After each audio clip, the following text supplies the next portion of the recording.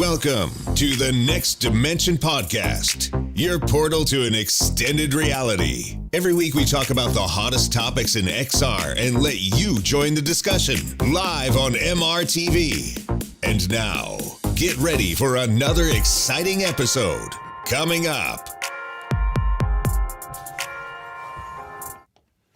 Hi and welcome to episode 18 of the Next Dimension Podcast, your new podcast that's all about virtual reality and in the future, most probably also about augmented reality. My name is Sebastian. I'm the host of the show, and today I'm really happy to have, the members of the very first episode of this podcast back together.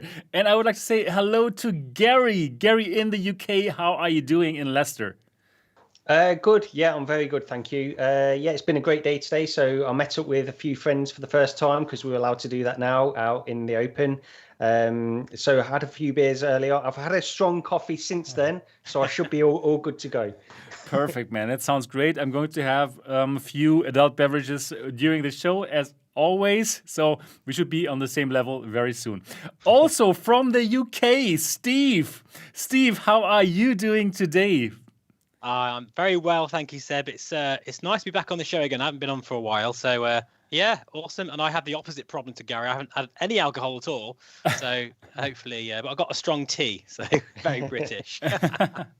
All right, okay, good.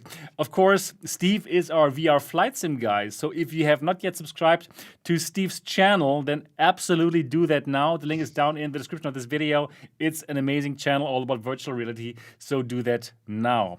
Also here with us, of course, Anthony. Anthony from VR365. How is it going in California? It is going quite well. It was it was like an early summer here this last week. Amazing, man. Just incredible weather. The thing about California, unbelievably expensive. I mean, just ridiculous. So there's lots of people that are leaving California to go to other states. But there is something about California that is magical, and it is our weather. Weather is incredible. It's like an early summer here in Sacramento, although these the last day or so, it's been a little bit overcast and got a little bit chilly. But like I was walking around just the other day in the park, and it was like, man, this is just awesome. So I do want to get out of California at some point because it is ridiculously expensive, but I am going to miss the incredible weather. Wow, whenever I was in San Francisco, I really enjoyed the weather too, and lots of other things in San Francisco and California. What exactly is expensive there, Anthony? Real living? Estate. Okay, yeah. Living, basically. It's kind of like Disneyland. You know, when you get inside Disneyland, yeah, right. And like if you want to buy a hot dog, it's $11. That's kind of the way it is. What? Wowzers. Oh my goodness, that is expensive. Yeah, wow. But, you have beautiful weather. And, if you are into, if you're a programmer or so, then for sure you're going to find a good job there, right? Which is very high paid, right? In all these, valley companies. And that's probably why everything is so expensive. Right? Yeah, right. Absolutely. Exactly. I'd love to just be the janitor at Facebook. Right. Man, but you're here on this podcast, so that should count for something. Right. And also with me, Sebastian, founder of MRTV, and I'm here back in good old Germany. Well, Germany is really not so expensive. You can have 24 beers for €5, which is like $6. So that is a good price. That's why I'm probably never going to leave this beautiful place. Yeah, I'm good too. So I'm very much looking forward to today's show. What is today's show going to be all about? Well, most of the time, we're going to talk about the things that Oculus is doing because they are dominating. They are ruling supreme, right, over the virtual reality industry. And we're going to talk about the Oculus Gaming Showcase. We're going to look into all the things that they talked about there. We're going to talk about Air Link, and we're going to talk about Lone Echo 2, which is going to launch on the Rift or the PCVR platform. What does this mean? Does this mean there is a new Lease on live for PCVR and Rift? That's going to be very interesting, and we're going to talk about that. So this is going to be a very, very Oculus-centric show, episode number 18.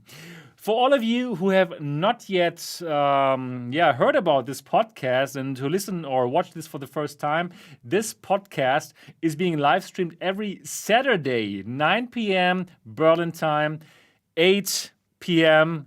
in London, noon in Sacramento, and 3 p.m. in New York City. And we are also on all the podcast providers, like we are on Amazon, we are on Google, we are on iTunes, we are on Spotify.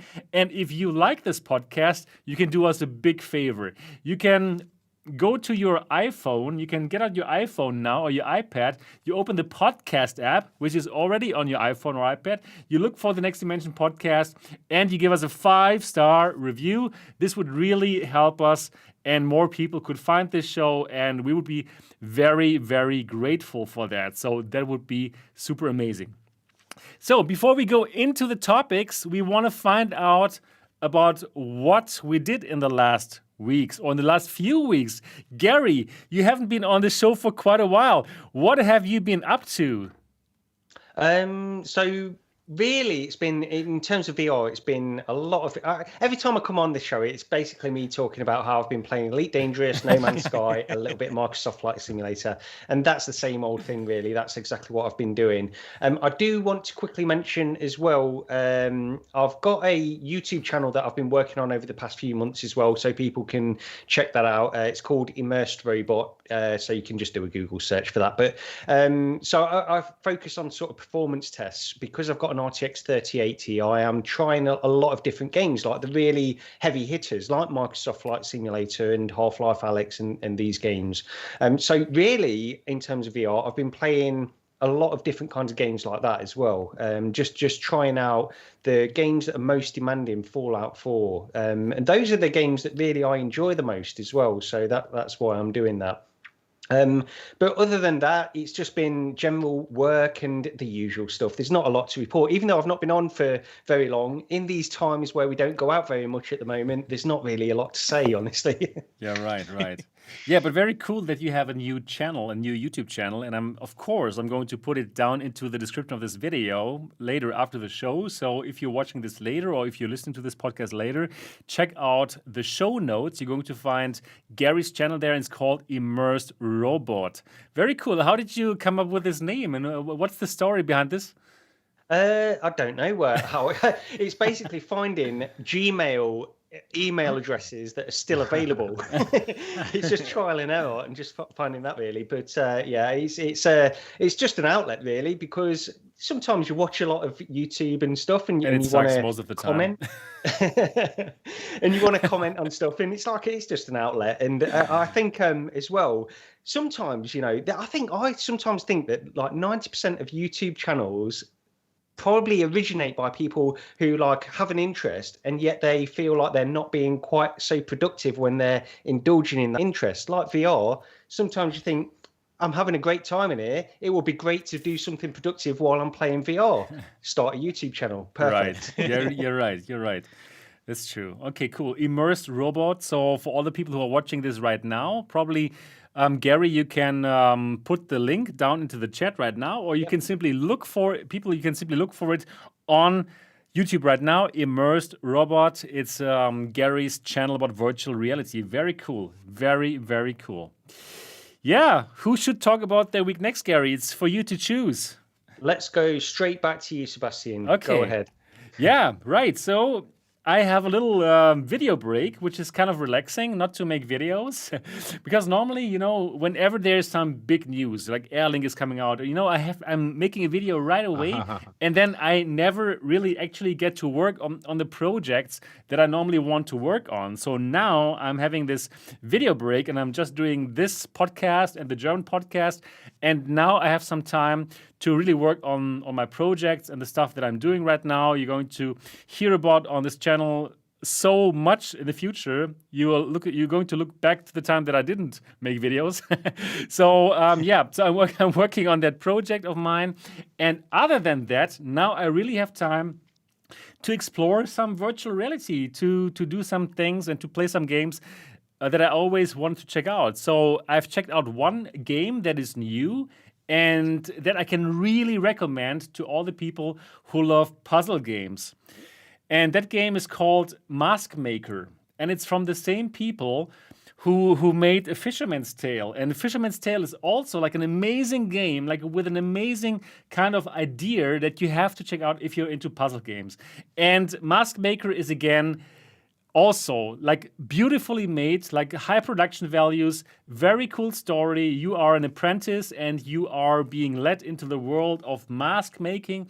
And these masks are very special because when you put them on, they're going to beam you into another world, just like a virtual reality headset. So it did remind me a bit of virtual reality, an older game that came out for Daydream before, and where you put on like VR headsets in VR.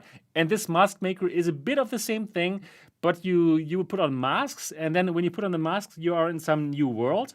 And in that new world, you're going to explore this world and you're going to find some obstacles. And you can only get over these obstacles when you make a new mask. So you have to find all of the parts for this new mask. And it's so well done. It's really good. And I had a great time playing this game.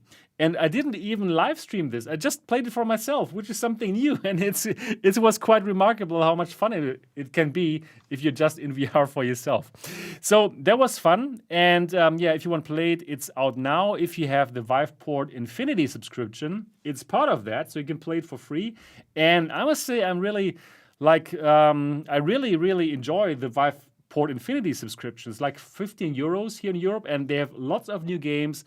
And wow, it's very, very cool. Then also, I was trying like social VR apps. So I tried VR Chat again, Altspace, Rec Room, Somnium Space, and I simply wanted to check out what's new. And they did change a bit, like Altspace. They, for quite a while already, I know, they've changed like how the avatars looks better than before. But I don't quite enjoy the Altspace avatars so much. I don't know, they are not so likable in my opinion. I'm not sure if you have tried them out. Yeah, when I tried to set up my own profile, it took ages doing it. And I just thought, what's wrong with me? I just couldn't get what I wanted. Right. Whether it's just a lack of customization or what. But yeah, I know what you mean. I don't know. It just felt like, okay, they are quite nice, better than in the very beginning, but somehow they're not so likable. So that part I didn't like so much, but Altspace has lots of cool things to make events. So if you want to make an event, if you easily want to make an event, you can easily set that up on Altspace. Then VR Chat, as crazy as ever, but also actually quite enjoyable. So lots of things to do. But if you want to create your own world, you first have to jump through quite a lot of hoops, and I think that could be made a bit easier. And overall, like my favorite is still Rec Room. Rec Room is simply amazing, what you can do there, the world that you can make, and you can make your own games, and wow. I'm a big fan of social VR, and I'm looking forward to more Rec Room. I don't have the chance to try Horizon yet, since in Europe you are not able to try it out, but I didn't hear so many good things about it. For Somnium Space, I'm not sure if you knew that. I bought land like 2 years ago, like at that time for I think 200 euros, and that virtual land is now worth like $4,000. So like 20 times the amount of money that I put into now. It's pretty amazing. And it's like Dogecoin. It's like Dogecoin. Yeah. It's interesting. And every day I'm getting like new offers for that piece of land. So for me at least it was worth it to make that happen. But I'm not going to sell it. I'm going to build something on it and see what's going to happen. Other than that, I was checking out my Quest 2 a bit more, and I'm simply checking out like what's new and stuff. And I checked out something that I actually didn't check out before. and that is Oculus TV. Because I thought, like, yeah, okay, it's just some app where you can watch some stuff, but the content there, it's pretty amazing. And if you have a Quest 2, most probably you all have one, check out Everest VR.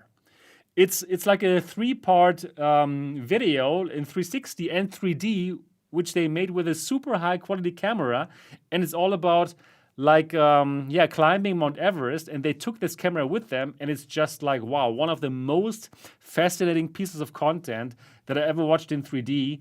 And well, it's free on Oculus TV. Check it out. It's amazing.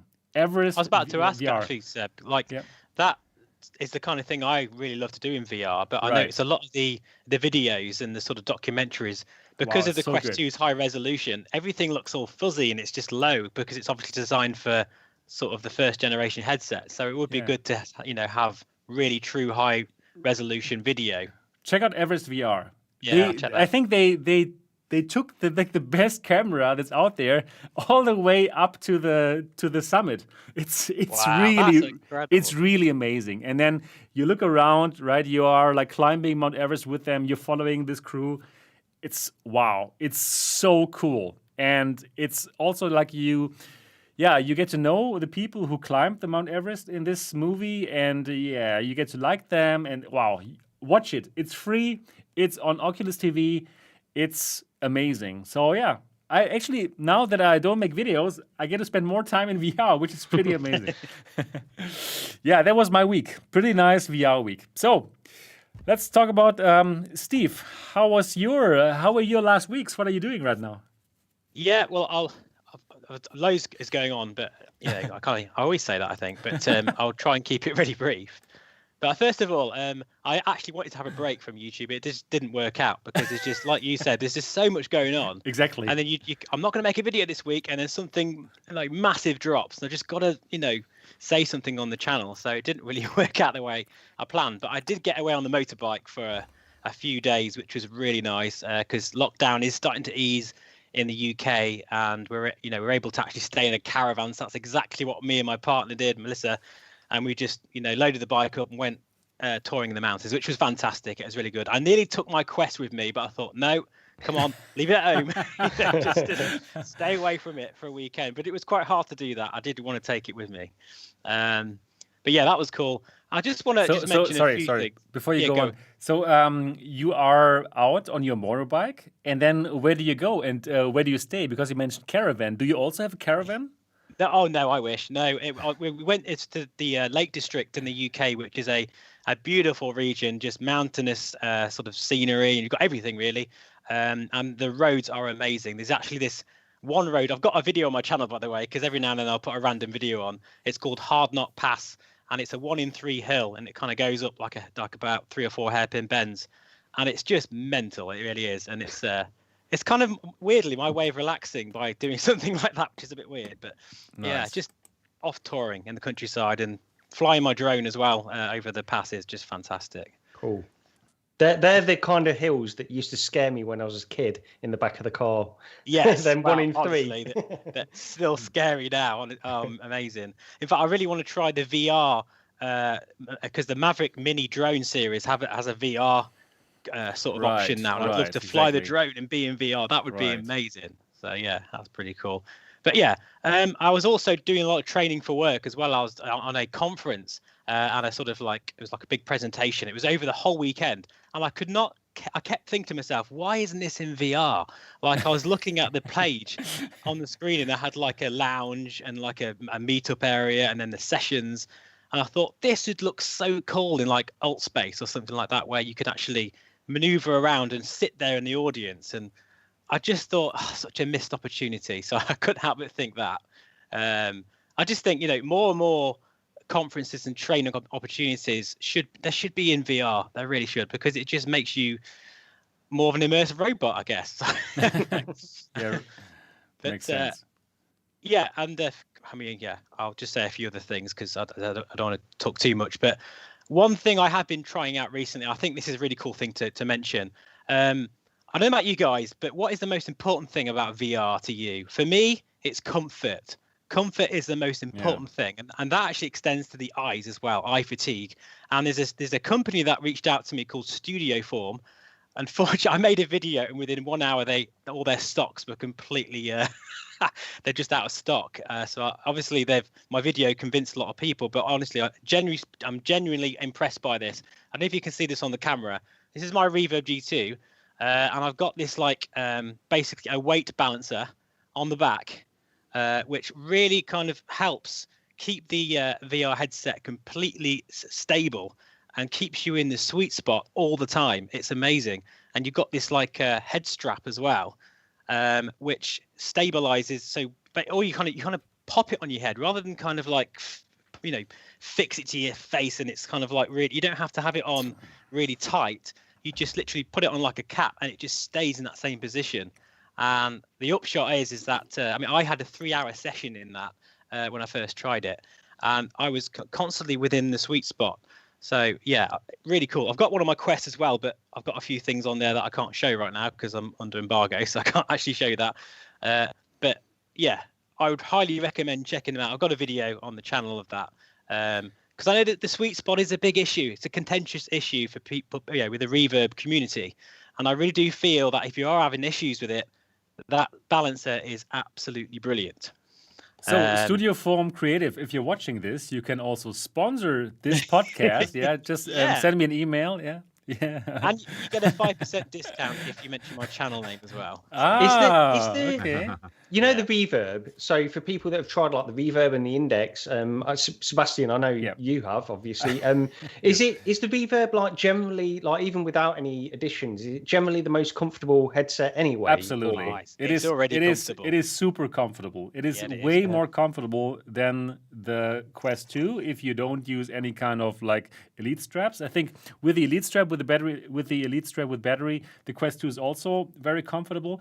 But yeah, out of the box, the Reverb G2 is amazingly comfortable. So yeah, you should even more comfortable than PlayStation VR, because PlayStation VR is like a pillow on your head. Yeah, PlayStation VR is still amazing. Yeah.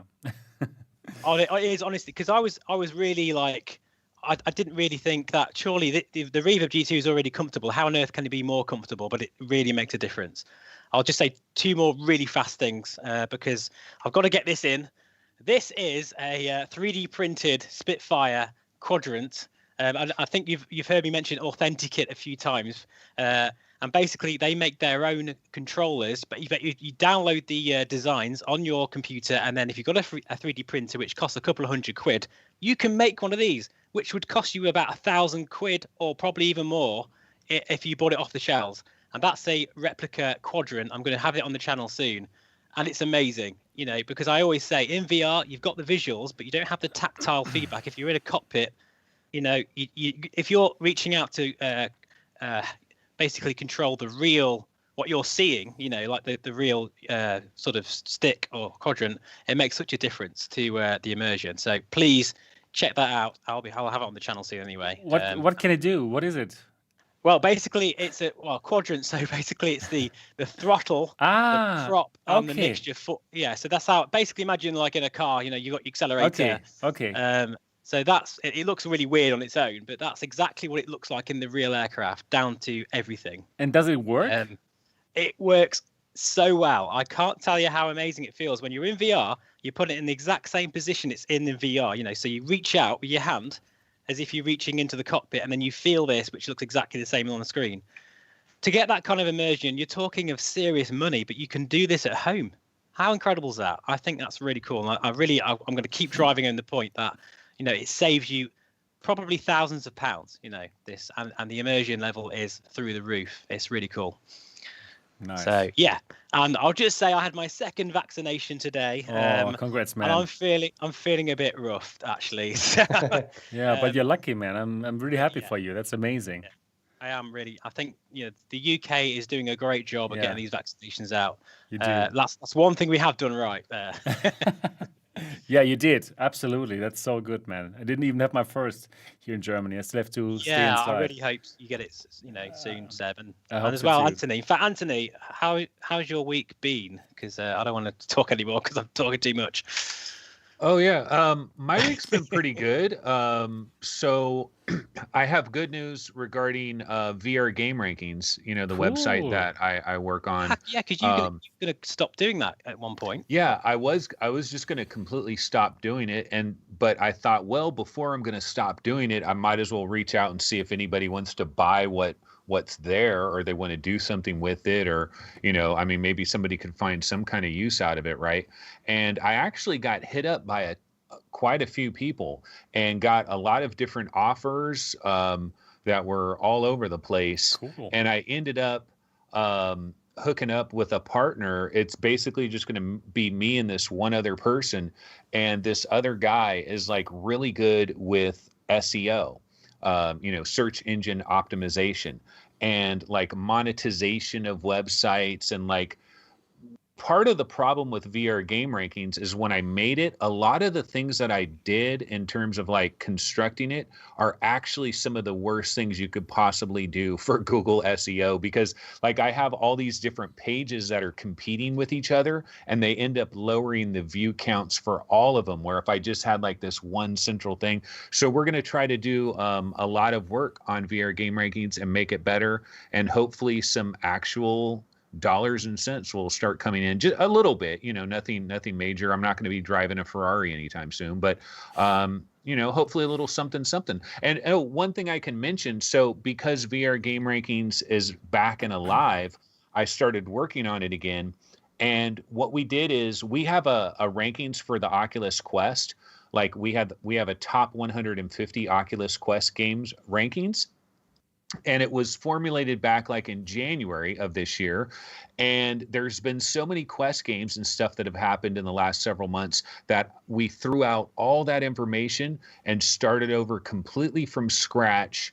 And we've completely redone the Quest rankings. And right now, if you go to vrgamerankings.com, we've actually ranked 164 Oculus Quest games, which is pretty much the entire gaming library of the Oculus Quest, not counting apps, not counting stuff like Electronauts and Tribe DJ, which isn't really a game. Like, so there's some, non-game stuff that isn't in there. And the App Lab stuff is completely separate. This is official Oculus Quest store, but all 164 games are ranked. And I did a post about it on the Oculus Quest subreddit, and it's amazing. It's always amazing to me how upset people will get based on, oh, this one game wasn't ranked here, this one game wasn't ranked there. Everybody obviously has their own personal rankings, and people come at me like, oh, these are your personal. These are not my personal rankings. It's like an algorithm. It's an algorithm thing that we use with all these different data points, and it just spits the stuff out.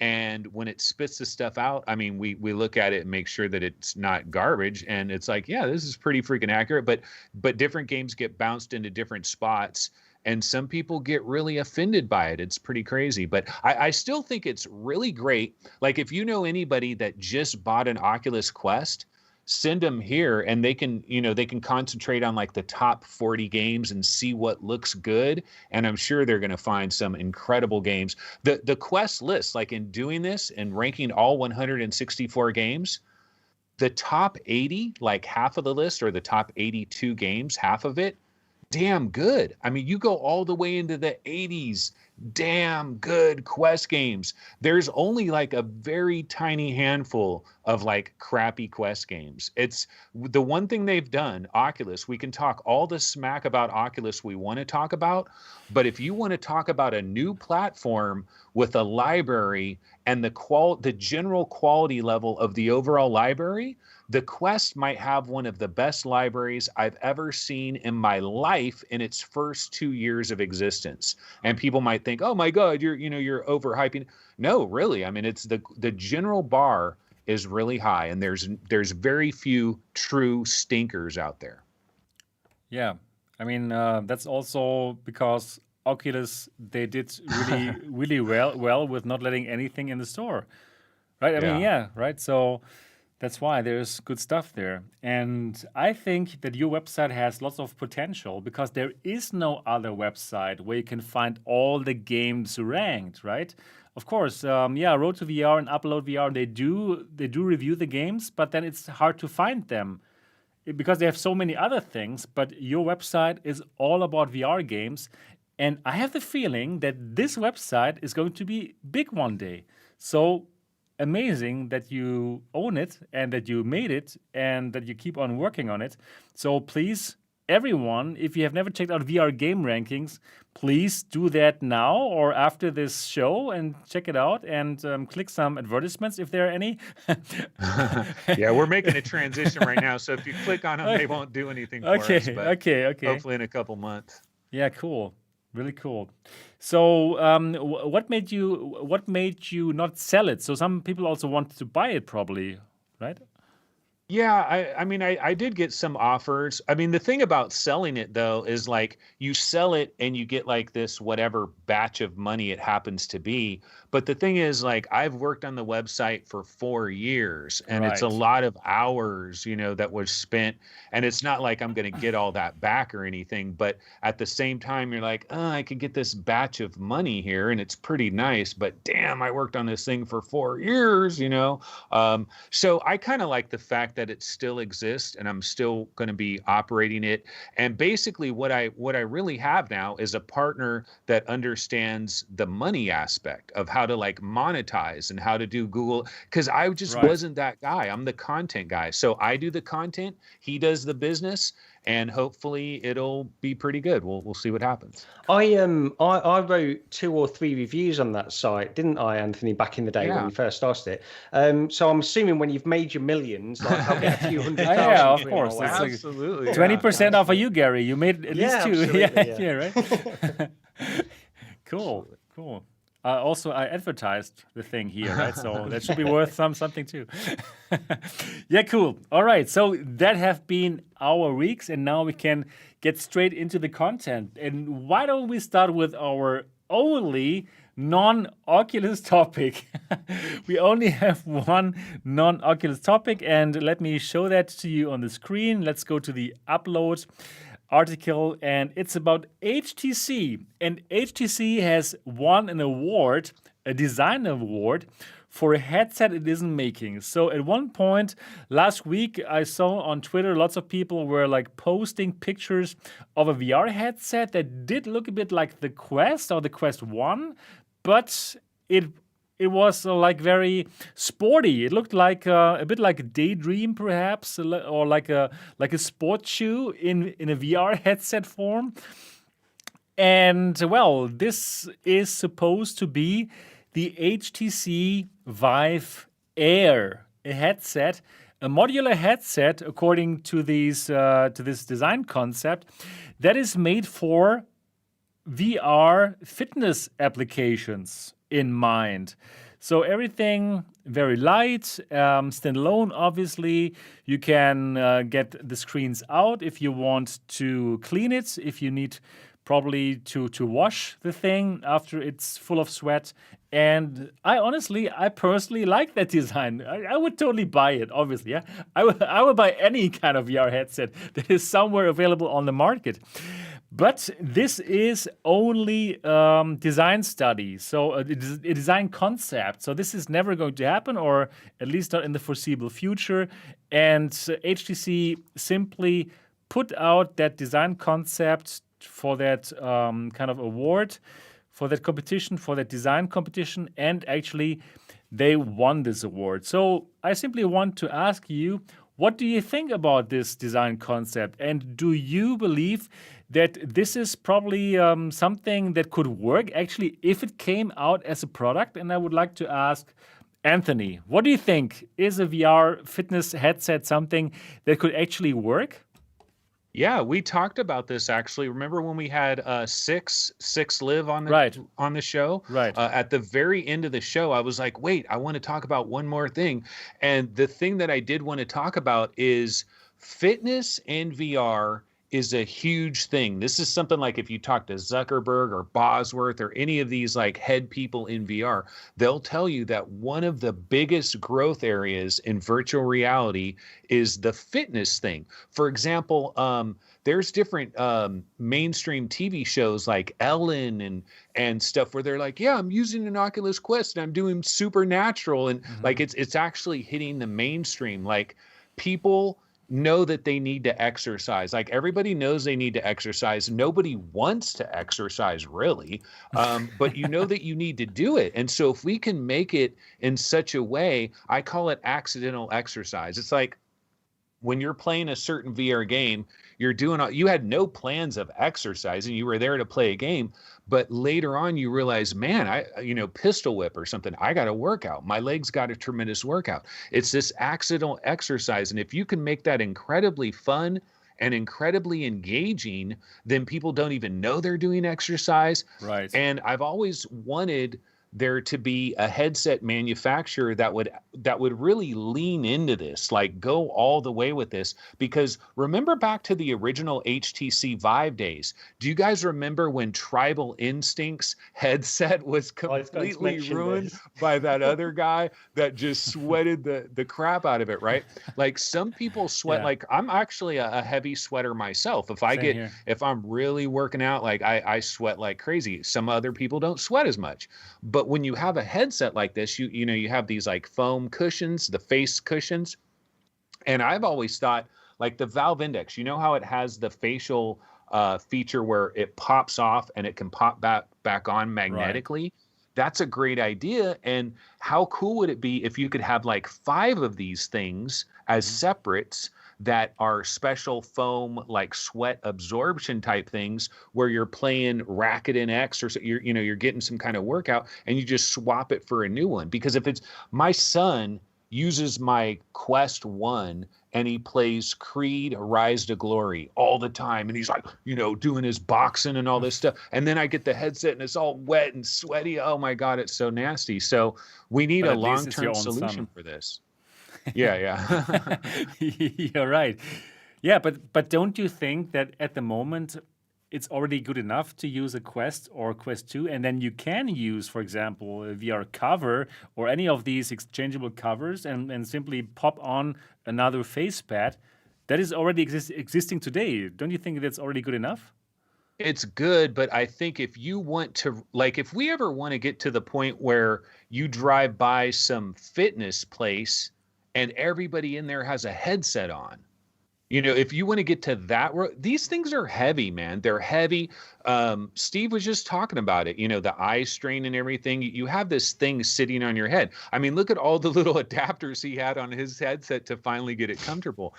We eventually need to get more lightweight. It eventually needs to get to the point where you don't really feel this ginormous thing on your head, especially when you're doing like a truly legit exercise thing where you're moving around, because then the headset starts going up and down and you got to reposition it. We got a long way to go, and I don't think we're going to have the real solution for probably another 10 years or so. But I do believe that this concept that HTC came up with, I think they're on the right track with it. All right. So, Gary, what do you think about doing sports in virtual reality? Is that something that you could see for yourself, or are you already exercising in virtual reality? I don't at the moment. I have tried it, and I think Anthony is absolutely right on this, honestly, because I think I would do virtual reality exercise-based activities far more if there was something where it was lightweight, comfortable. You didn't feel like you were going to damage the headset by doing it as well. These are the other things. It's like, I remember that Tribal Instinct video that Anthony mentioned earlier, and he picked up his HTC Vive and the sweat just like it fell out. It was like dripping out of the HTC Vive. It was unbelievable. And that's always at the back of my mind. And I think this concept, okay, so what we've got here is photos of a concept fitness-based VR headset. So in practice, we don't know how well this would work if they ever made it into a product or anything like that.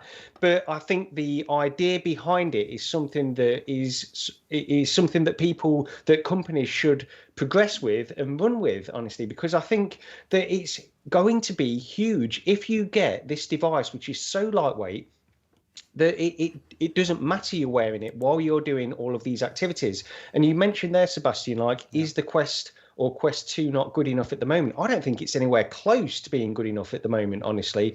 I've tried it and it's just not. You can use it as a VR fitness device. I'm not saying you can't. I'm just saying that I feel that whenever I use it, that I'm I'm not really engaged in the fitness. I feel like I'm using it as a novelty.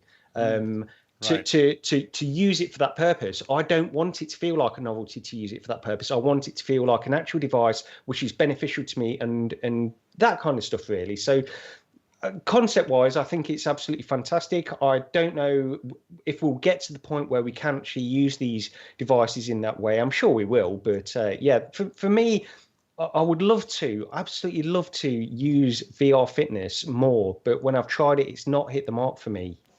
I agree, actually. So for me, I also destroyed an HTC Vive with my MRTV Killer Sweat. Yeah. So I was also doing some kind of sporty activity, playing some games, some sports games, and I also killed it. And yeah, then HTC didn't want to like refund the HTC Vive to me, and I made a whole lot of videos about it. Yeah, so I think I'm still like, how would I say that? Yeah, because of that happened to me, I don't feel so comfortable like sweating in virtual reality because I know I'm sweating a lot when I do sports, and I would just kill all the devices right now.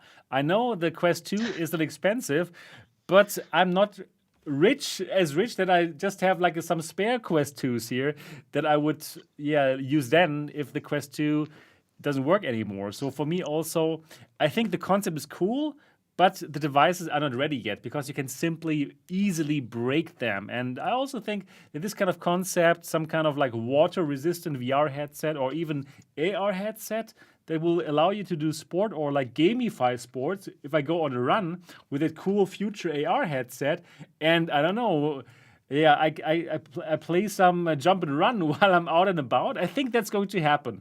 And it might be one of the killer features of these AR headsets in the future. But right now, I don't think we're there yet. Steve, what are your thoughts about that? Would you do sports in VR or have you ever done sports in VR? Oh, I was just thinking, Seb, actually, you know what this means? If this actually gets released, you've got to buy it so that I will. You know, of course. if it withstands the I'll buy everything. MRTV sweat test, Yeah, you're right. then we know we're going to be all right. Then it's going to be good. Yes, right. I will. That's I the would definitely first buy it. Yeah. But I mean, I've never seen the inside of a gym in my life. Oh, Okay? really? Because I am like the least sporty person in the world. It's actually known fact. And but you know what? Actually, if there was some way that some of these devices could maybe have some sort of virtual gym membership where I put this on and then I'm in the gym. You know, I'm actually in a gym in VR. I guess, you know, you wouldn't be able to do the treadmill stuff. So I guess you'd have to think about how that would work unless you could, I don't know. But I think there's something big here. Like a lot of you guys said, you know, I think fitness is a major area in VR and it has massive potential. But the thing that is holding it back is the hardware. It just, you know, it's headsets produce too much heat. They don't have, you know, wipeable face pads that's standard.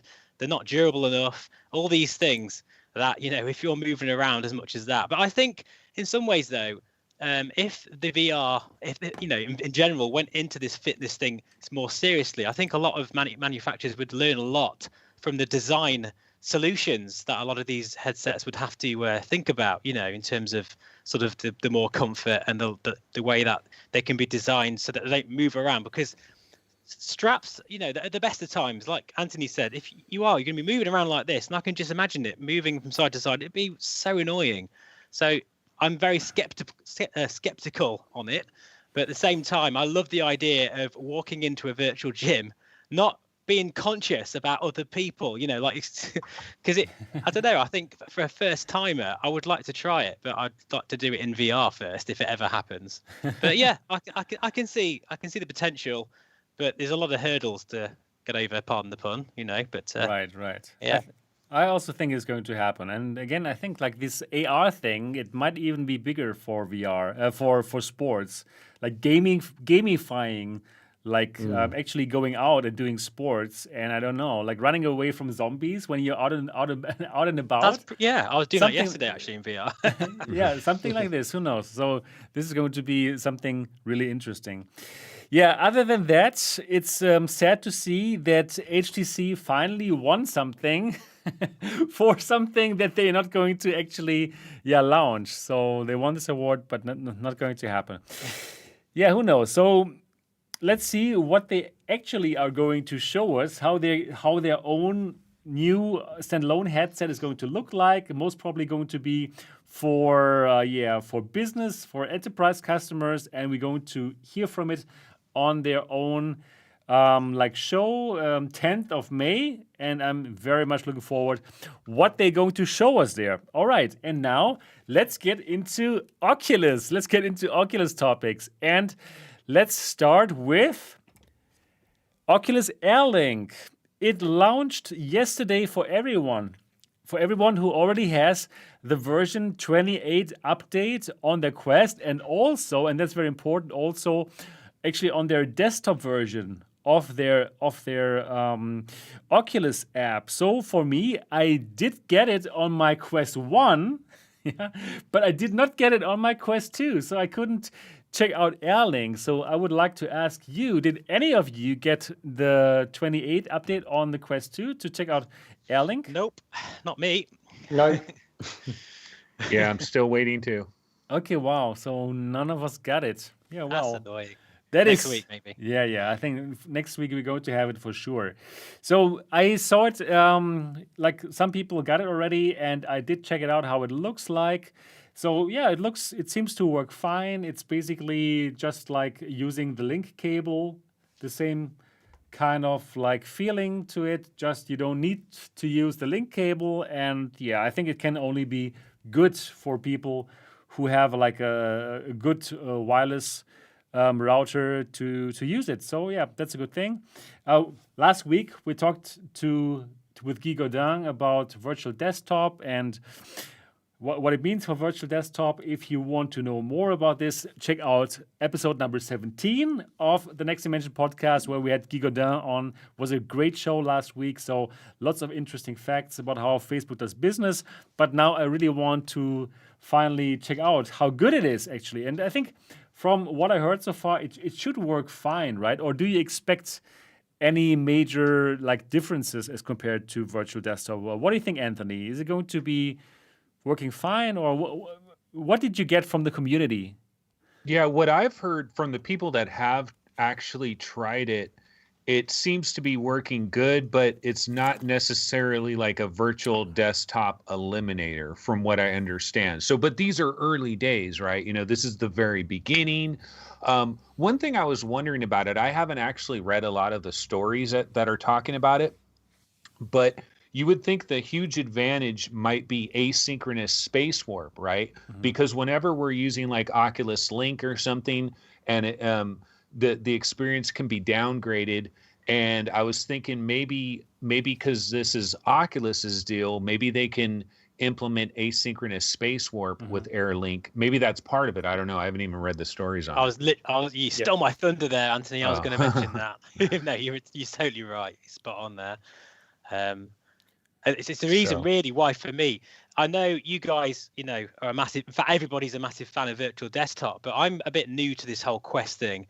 And for me, the whole point of having a Quest is the convenience, because I'm a PC user, I tweak and like mess around with settings all the time. So when I put the Quest on, I want it to just work without messing around. And I wasn't sure, like £15 for a piece of software that I didn't know was going to work. For me, I would have loved a demo, just like a trial version. Then I would have probably been on board. So for this to be free now for Oculus users, and for the asynchronous time warp to be something that is included, supported, that's a big thing for us flight simmers and high-end PC gamers, which really are going to benefit hugely from the fact that you're going to be able to run things at a higher graphical setting and have the motion projection enabled, so you can go down. And the motion projection in Oculus, as we all know, is the best in the business. You can go down to like 20 frames per second.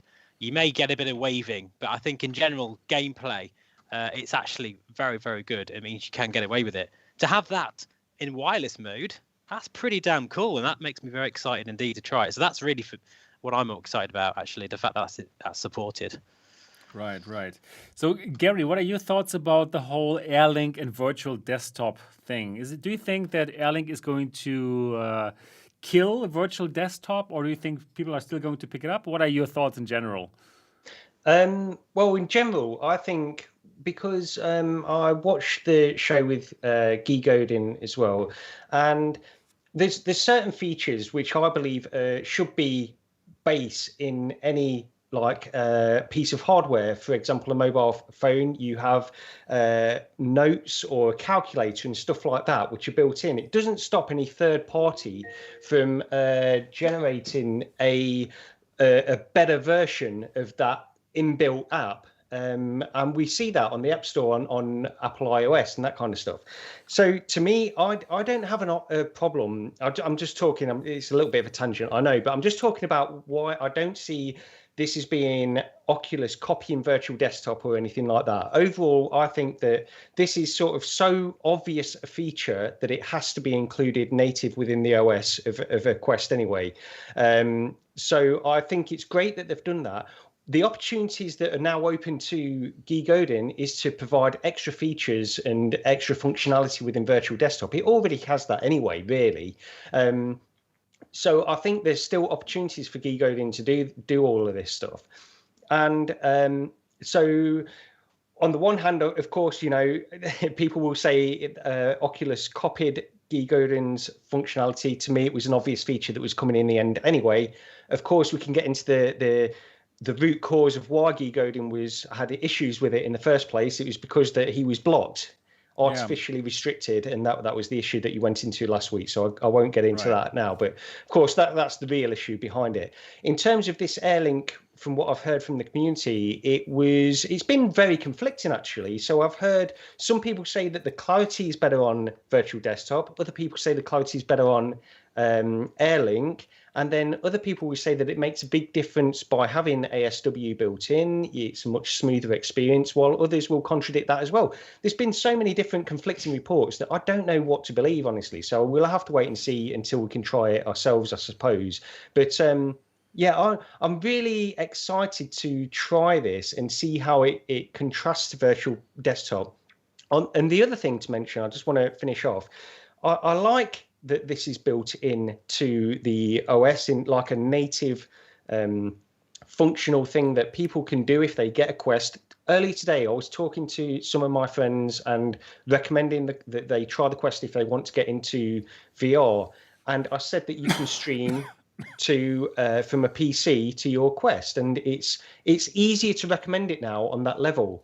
However, I will say that by using virtual desktop, if that becomes like clearly the better way to do it, I don't think the steps or the hoops that you have to go through in order to run it are that bad. You open the app and you start streaming. It's really not that terrible anyway. Like in terms of hoops that you have to jump through to get that functionality in virtual desktop anyway. However, I do think that as an integral feature built in, it's an important thing to have, and it makes it easier to recommend as well.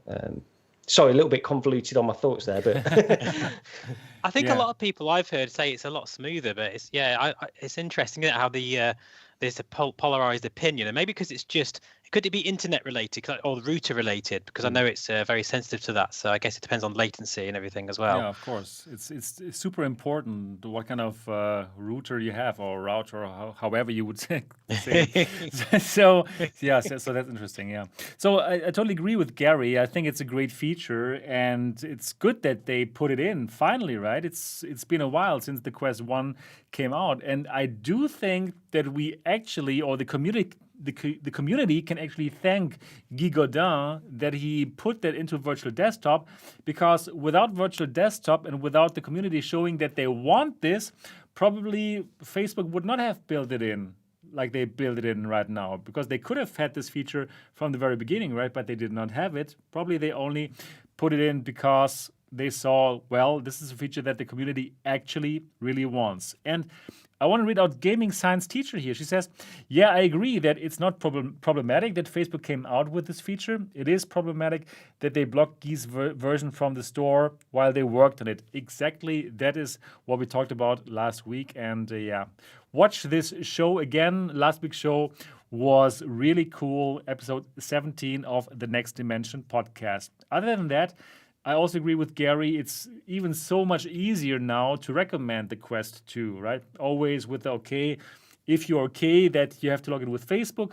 But other than that, it's like super easily recommendable headset, right? Basically, it's just you should have it. Yeah, it only does everything. It's like PlayStation. Yeah. It really only does everything. And I was just thinking recently, like, what kind of headsets do we have when we go to the electronic store? I mean, in Germany, we don't even have the Facebook headsets because, these kind of problem that they have here with our antitrust agency. But in general, if there is like a headset in the store, like in what Target is it called, right, in the States, it's the only headset that you can just grab and have fun with it. If there was a Reverb G2 in these kind of stores, people would not know what to do, right? They would buy it, and then do they have a gaming PC? Probably no. But if they had one, even then it's complicated. Even then, you have to know that you have to install Steam VR. Then you have to know that you have to put in mixed reality for Steam VR. It is a total pain in the ass. Let's be honest, Steve. right? No, it's not. What? It's I'm not. sorry, I'm rocking in my chair now. I'm starting to wink and go crazy. Tell us. PCVR is awesome, and Yeah, it does it take is. time to Of set course, up. yes. It does take time to set up, but it is so worth it. And actually, the Reverb G2 isn't that bad if you just make sure. I know. I mean, You obviously, know that. I'm the guy who's telling people it's an amazing headset, but if you think about the mainstream, I know, Steve, for you and me, we are like super enthusiasts. We have the computer with that amazing graphics cards that cost us like hundreds of, even probably thousands of dollars now. But you know what? I'm talking about really the normal person. We are not normal. We are the cast of a virtual reality podcast. Are you kidding me? I We're the agree with that, worst. yeah. Yeah, we're the worst. We are the worst of the worst. But the normal people who want to try out VR, a Reverb G2 is too complicated for them, man. It's about recommendations as well. Like as I mentioned earlier today, I'm talking to my friends. They're into gaming, technology, and that kind of stuff. It's not like they're just probably mainstream, but they're not into VR. What do you recommend? Like Steve, if you had like a group of people that are not into VR at the moment, it has to be. I can't imagine recommending. I was racking my brains while I was talking to them because I was thinking it can't just be the Quest 2 that I'm recommending here because of all the problems surrounding it as well. But I just think it's such an easy headset to recommend that it goes against. You have to recommend that as a headset for people getting into VR. I've had a couple of friends who are simmers. I want to know what I thought of, what would I would recommend. Simmers. Reverb G2. Not real G2. Not normal people. Yeah, well, they're not real people. No, you're right. They are real people. Flat but- earthers. Yeah. But admittedly, as well, there's a couple of people as well that have got Quest 2s because I recommended them as well. So it all depends, obviously, on the type of person, of course. But I think the best thing is to have both, to be honest, because Of they both course. complement. I mean, of course. I have them all, of course. But if I would recommend it, and I was also just like Gary, I was thinking about my friends, right? My friends from high school. Like they are actually also into technology. They're even like developers and stuff, right? But they don't have any touch point with virtual reality other than me.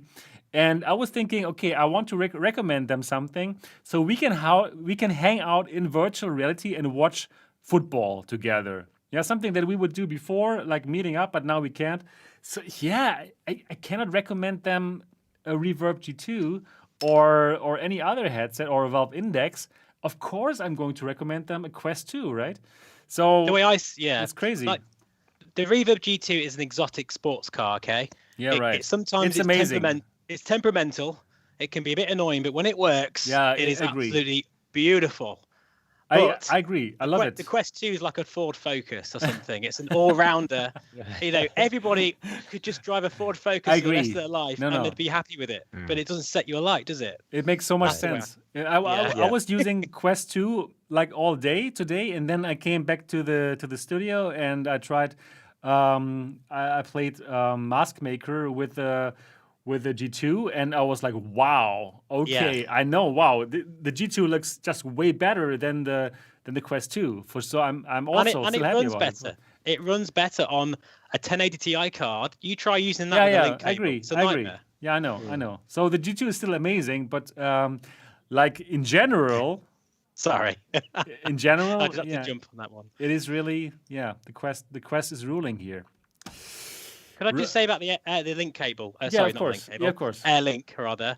A guy said in the chat, Tasmania, and this is a great point. I forgot to mention this.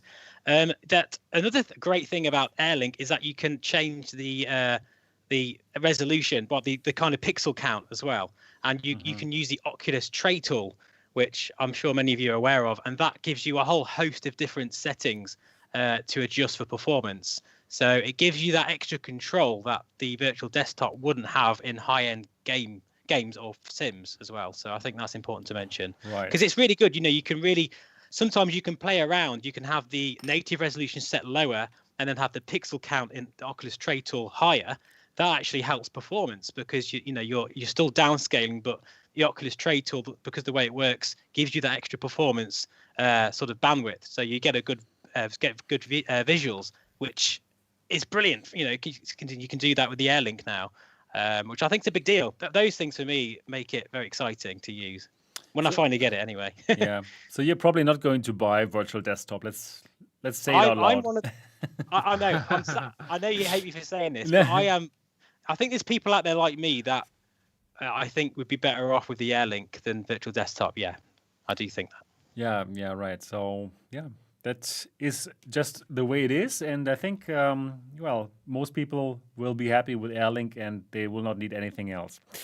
Anyways, let's talk about the next topic here. And the next topic, before we get to the Oculus Gaming Showcase, is the following. So actually today I was using my Quest 2, and then there was some menu, new avatars, build your new avatar. And Facebook is launching the new Oculus Avatars, and they are being used in PokerStars, Pro Put, and Epic Roller Coasters. And I made my new avatar, and I do like them. Actually, I like them better than the old Oculus Avatars. I felt the old Oculus Avatars were looking a bit strange, but these new avatars, in my opinion, they look better. And too bad I didn't make a picture of my new avatar, but it looks pretty nice. So I want to ask you, have you tried the new avatars in your Quest? Did you make your own avatars already? One of you? I haven't. I haven't yet, but you know what? I have Top Golf with Pro Putt, so I definitely want to. And everybody can, of course, have PokerStars. Is Epic Roller Coasters free or not? I can't remember. So I guess we could all try this, right? Yeah. So this doesn't require the newest update to be able to do it? Actually, no. I was still on, I think, on 27, and in 27 it just popped up already, like in the main menu or news that you can simply set up your new avatar yet. So you can do it now already. Yeah, and it's pretty cool. Lots of options, lots of things to do, and I do like the new avatars. Gary, have you checked it out? And is that something that interests you to make a cool avatar? I've looked at it. I've not designed my own avatar. It's not something that interests me too much at the moment. Okay. Because and also the other thing to mention as well, when you do your avatar, when you create your avatar within this, you have like a full body, don't you? You have like the torso, and then you also design the legs and everything like that. But right. within the games themselves, it's just the upper body, I believe, which is represented in pretty much, well, all of them. I believe that's the way it goes. So. The one thing is, so yesterday on Twitter, I think it was yesterday, or the day before, I follow somebody and they mentioned how the first time they went into using avatars, it was a long time ago, and they had the first generation of these Oculus Avatars, which were very, very basic, a head, basically, I think. And they said that they had this experience where it was so much more... it felt like they were so much more in person with the person they were talking to. It felt like they were more intimate with them and that kind of stuff. And this pushes things further, even more in that direction. I still take issue, and they were comparing it, just for reference, they were comparing it directly to video chat. And I still take issue, like if you were having a conversation or a meeting with people at this point with avatars looking like this, I don't necessarily think this is a preferable way to have that kind of stuff over video chat at this moment. It's like us talking here. you still see our facial little nuances and that kind of stuff. And I think that this is still quite a long way away. It's great for games like PokerStars and that kind of stuff. I think that's nice enough, but to replace video chat in the way that we're doing now, to me, it's still a long way off, unfortunately. And it's only because this person put it on Twitter that made me think of that, because I didn't agree with them at all on that statement. Yeah. I guess for me, like the facial recognition thing, because that's kind of where we're going with this a little bit. It's like, I think it's something that we desperately need for VR, but yeah, I couldn't be any less interested in it. But at the same time, I really think it needs to happen. It's like, I think I said this once before, like it's having, when you have a fingerprint sensor on a phone, or like say when the iPhone first got their flash on their cameras, like it's not sexy, is it? It's not like a really sexy feature that I'm really excited about. But at the same time, once we have this, it's going to transform the way we think about VR and social chat, definitely. And then video calls will be a thing of the past. Well, not thing of the past, but it'll certainly be, a viable option because we'll have that recognition. But obviously that's slightly different sort of topic, really. But in terms of the avatars, yeah, I just think it's just a bit of it's a little jump forward, but it's nothing that exciting for me personally. I think the interesting part about these avatars is that Facebook doesn't even need to have this facial tracker. We've talked about this in the show before, where they showed off these new avatars, and just from the audio, they make the mouth like open and close.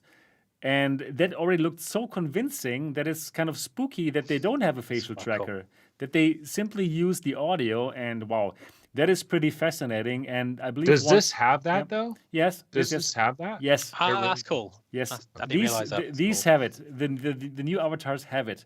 So when you're in Horizon later with these avatars and you speak, just from the audio, they're going to make your mouth move exactly like you would in real. So at least from the video demo that we saw before, that looked pretty amazing. Yeah, but of course the next step is going to be facial recognition, and yeah, I agree with Gary again. We're still far away from having that being as good as what we do now, where we can actually see our faces and like how we look like, right? So Anthony, have you tried this? No, I haven't tried it. Haven't But tried it yet. what Okay. I was going to say real quick is, because I'm looking at the upload story on this, and they have like a little GIF of PokerStars VR, and they showed the two people talking, and they're moving their hands and doing stuff. But you know what? We really do need eye tracking, because if I'm playing PokerStars VR and we're doing eye tracking, like when you see someone's eyes dart this way or that way, there's a lot of information in that. And so this is just going to be like faking the blinking and stuff. But I do eventually think that we're really going to need that. But the cool thing is a Quest Pro or a Quest 3, when it does have eye tracking, that will be super easy to just add to these avatars with no problem. Yep, and it's going to be so easy to ban that in Germany again,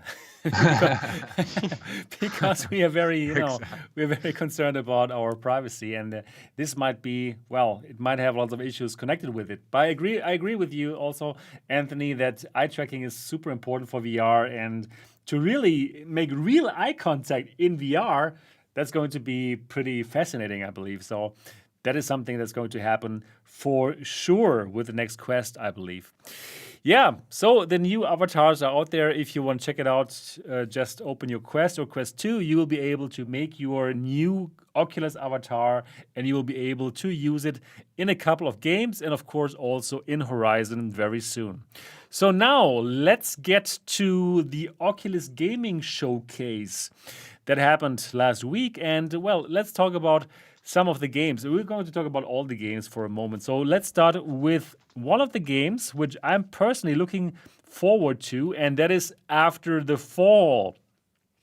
So After the Fall is a zombie shooter, and the exciting part of this zombie shooter is that it's co-op zombie shooter. You can play this game with 3 of your friends. So overall, 4 people are going to play it. And the exciting thing that was now announced in the Oculus Gaming Showcase is that this is not only coming out for PCVR and PSVR, but also for the Quest. of course. And the great thing is, this is a co-op game that is platform that you can play in all the platforms, and it's cross-platform. So I can use my Quest 2 and I can play against somebody who's playing this on their Valve Index or on their PSVR. Pretty amazing, right? What do you guys think about after the fall? I am so excited for this one. Majorly excited for this one. My friend who has a Rift, a CV1, he has a CV1, and actually respect to him because he hasn't even upgraded his headset, and we both can play this. Even though I've got a Quest, because it's quite cross-platform and it's co-op. How many games are there of this level and fidelity that is actually available for 2 or 4 people to play? Four. Like we could play this together. It would be amazing. Yeah, we should play it together. You're right. Yeah. Yeah, it needs. This is something that it is been hugely lacking in the sort of VR sector. So yeah, I'm well up for it. Yeah, I really like the look of this. I'm a huge fan of Vertigo games anyway, like from Arizona Sunshine.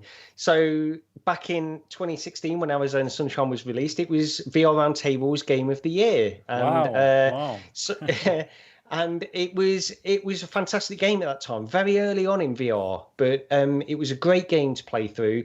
So I'm really excited for this. I've got to say, looking at the trailer, the one thing, because I'm not a multiplayer kind of person, and I want to try this in co-op. So if you guys want to do that, then we can certainly give that a try, because that is sort of the unique selling point of this game, based on all the talk around it, because it looks like that is the really what is going to elevate this game beyond what I'm seeing in these trailers. If I was to play through this as a single player, I feel like it looked good, the trailers look good and stuff, but it didn't really like completely hook me when I think about playing this as a single player, just going through and shooting zombies, moving on to the next section, shooting zombies. However, playing that kind of thing in co-op is going to be an incredible experience, I think. The only other thing I'll say is it's a bit of a weird one, but comparing it to Arizona Sunshine, there was something about the reason I liked Arizona Sunshine. It was very like sunny, very pleasant environments and that kind of stuff. Here it looks cold. Dark. It's nighttime all the time, it looks like. And this is one of the things that's just playing on me a little bit. I hope it's not all dark. It's not all set at nighttime, hopefully. But even if it is a CV1 then, wouldn't it? Actually, OLED. Yeah, OLED. Yeah. But yeah, I'm still excited for it. It looks great. And I don't play many co-op games, so I'm definitely tempted to. If you guys want to do that, then I'll give it a try. Let's do it together. Absolutely. Yep. Yeah, I'm so looking forward to this. I really enjoy this kind of multiplayer games that you can play together, and you kind of make memories together. It's like you're going to Disneyland together, and you're together on some ride or something. So I'm super looking forward to it. I enjoyed games like Stormland, for example, but now to play this with 3 of your friends, that is super special. And I actually played like one level of this game at Gamescom in Cologne in 2019, and it was just fun to go through this together with another guy, and then you see these beautiful graphics, and the game mechanics were fine at that moment in time. So wow, I can't wait to play that. Anthony, is that something that you're excited about, to play a multiplayer co-op game? I mean, I don't really care about the multiplayer co-op part of it because, back in I remember when Halo 3 came out. When Halo 3 came out, I believe 4 people could play it at the same time. It was a really big deal, when it first arrived, right? But I was like a fan of like the Halo story and everything, and it's like no, I don't. Because I had friends that contacted me immediately, and they're like, yeah, we're going to run through Halo 3, right? We're all going to do it together. And I was like, I kind of want to do it myself first, and then later I'll do it with you. Because the thing is, when you're in you know what I mean? When you're in a multiplayer thing like that, and you get to the boss, and then everybody's like screaming and yelling, you're like, I can't even hear the cutscenes. I don't, I don't know what the story's doing. So I'm kind of weird like that, but I am excited for this game in general. Like, this is easily one of my most highly anticipated games of the year. Same here. I look back to 2016, the very first VR year that we had, really. And like, what were some of the biggest games? Arizona Sunshine was one of them. And this is their first legit follow-up to that. I know this isn't called Arizona Sunshine 2, but it's kind of like Arizona Sunshine 2, but in the snow now with zombies. It's kind of Arctica 1 meets Arizona Sunshine. So I'm kind of I'm hyped on it. Yeah. And you know what I was surprised by? I thought this could have been the second Oculus Quest 2 exclusive, baby, but it's actually Oculus Quest 1 as well. So I'm really curious to see how watered down it's going to be on that one. Yeah. Does it? So will it have a higher fidelity model on the Quest 2? Will it look better than the Quest 1, or will it just be one graphical engine and one sort of texture? I would think a huge developer like Vertigo Games, like such a primetime game, like I think what a lot of developers should do is almost have like Quest 2 and Quest 1 teams, almost like I mean, a lot of the same people on the same teams, but they should almost have like a little small group of people that is either trying to make the Quest 2 the Quest 2 version look as good as possible, or trying to like lower the Quest 2 version to work onto the Quest 1. So it's almost like developers should almost be making almost two different versions of the game. I think they'll either, because there's combinations of what they can do, so they can just do sort of lighting effects and things like that, volumetric effects. They can just cut them out of the Quest 1 version, or super sample and that kind of stuff. It's quite, I think it's quite simple that how they could make this look better on the Quest 2 than it would look on the Quest 1. Didn't they, unless I imagined it, which is very possible, but Arizona Sunshine, didn't they update the Quest 2 version over the Quest 1? And I think so. I believe so. Yeah, I think also. And I'm sure I saw a side-by-side comparison of it, and I thought it just looks the same.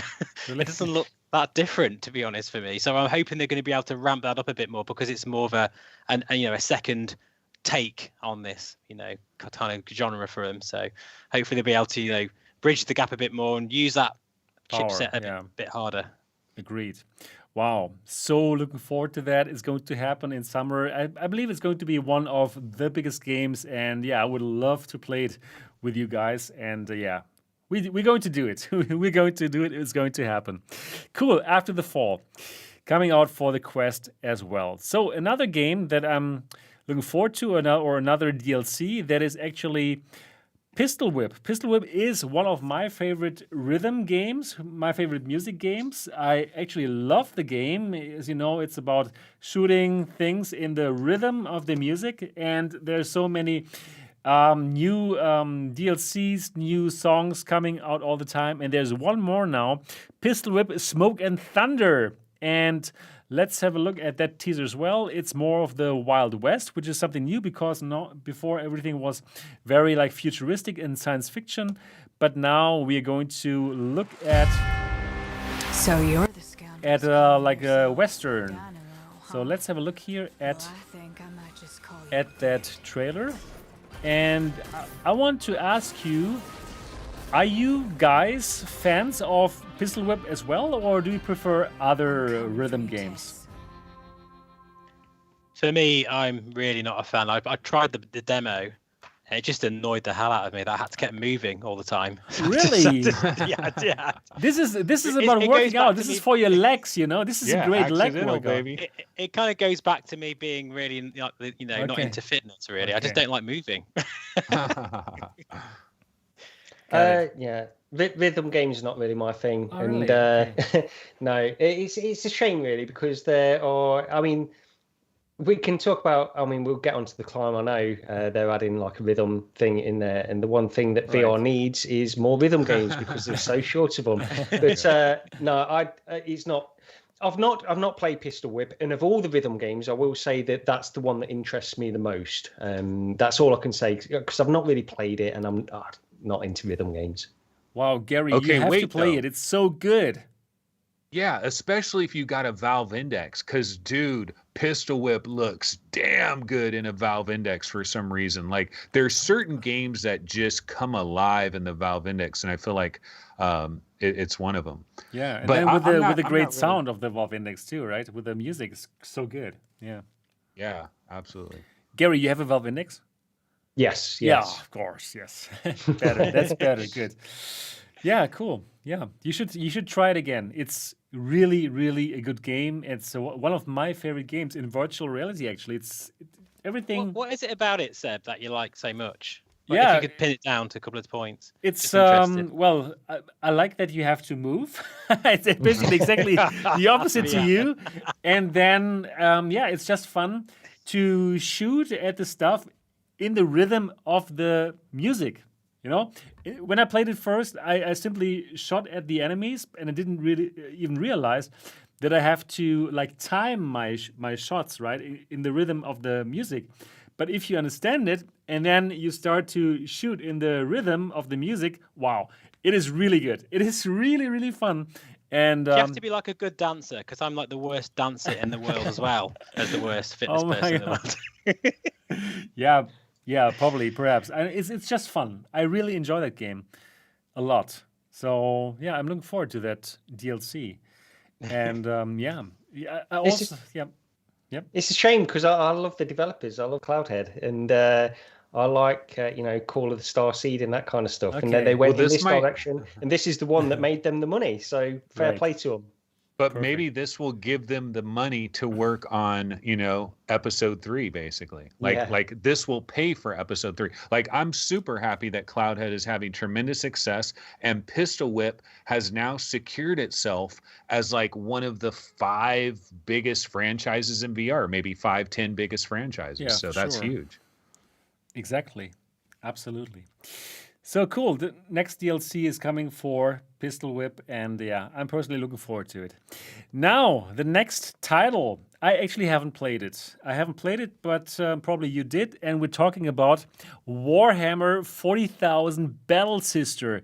And the players are getting an update that had been told they would get in the beginning already, and it's a multiplayer update. So now you don't have to play this alone, but you will be able to play this with a friend. And next to co-op horde mode, another interesting little information is that this is also coming to Rift. And I must honestly tell you, I was surprised about this because the Rift platform basically has been dead, right? Why would anybody bring out something for Rift anymore? Because the Rift is not being sold anymore. And well, Facebook is doing everything to make people buy the Quest 2. And therefore, I was kind of surprised to hear that Battle Sister is going to come out for PCVR as well. So, first of all, did any of you play Warhammer Battle Sister for the Quest? No, and I don't know anybody that did. Yeah, me neither. Me neither. No, you know what? When it came out, a lot of people probably like wanted to wait and see what the initial reaction was, and the initial reaction was not overwhelmingly positive right away. So I think that's part of the big reason there. Yeah, in the German community, like one of our main players, he played the game, and he's also on my German podcast. Greetings go out to Mo, and he hated the game. He thought like it's like super boring and nothing to talk about. And he basically said like, okay, if this is how Facebook is bringing out the games, it's not looking very good for them. So he was like bashing the game, and the German market was gone afterwards. So I don't know. I really haven't heard anybody like recommend the game as well. Or have you heard anyone who would have said like, okay, you have to have this game? I've not, but I will say that like looking at the trailer that they had in this presentation, it actually looked pretty good. I mean, did anybody think it looked bad at all when No, when we were showing the footage of this? No, the footage looks It pretty just- okay. It looks like it's for the Quest. Well, I'm sure it is for the Quest 1 as well. But I mean, like, it just doesn't look like it's like the fire, the recoil effects, and all the effects just look really like a bit kind of last gen to me. But I mean, that's just me being a PC graphics whore, I suppose. But The original Quest trailer, I thought honestly looked too good for the Quest. Like I would look at the graphics, I'd be like, this ain't happening on the Quest. Quest can't do these graphics. I mean, if it really looks like that, that's amazing. But what I do think is this Rift version, because like almost all these games are developed on PC, and when they capture the trailer footage, a lot of times they're using like PC-based assets for that. And now that this is coming to Rift, like it might be considerably better. Could be, yeah. So I would like to ask the people who are watching this right now, who of you have played Warhammer Battle Sisters? I'm sorry, and can you recommend it? So please do let us know, because we did not play it. So you know as well, with these things that are so closely tied to a big franchise like Warhammer, sometimes does that ever turn you off, like trying a game?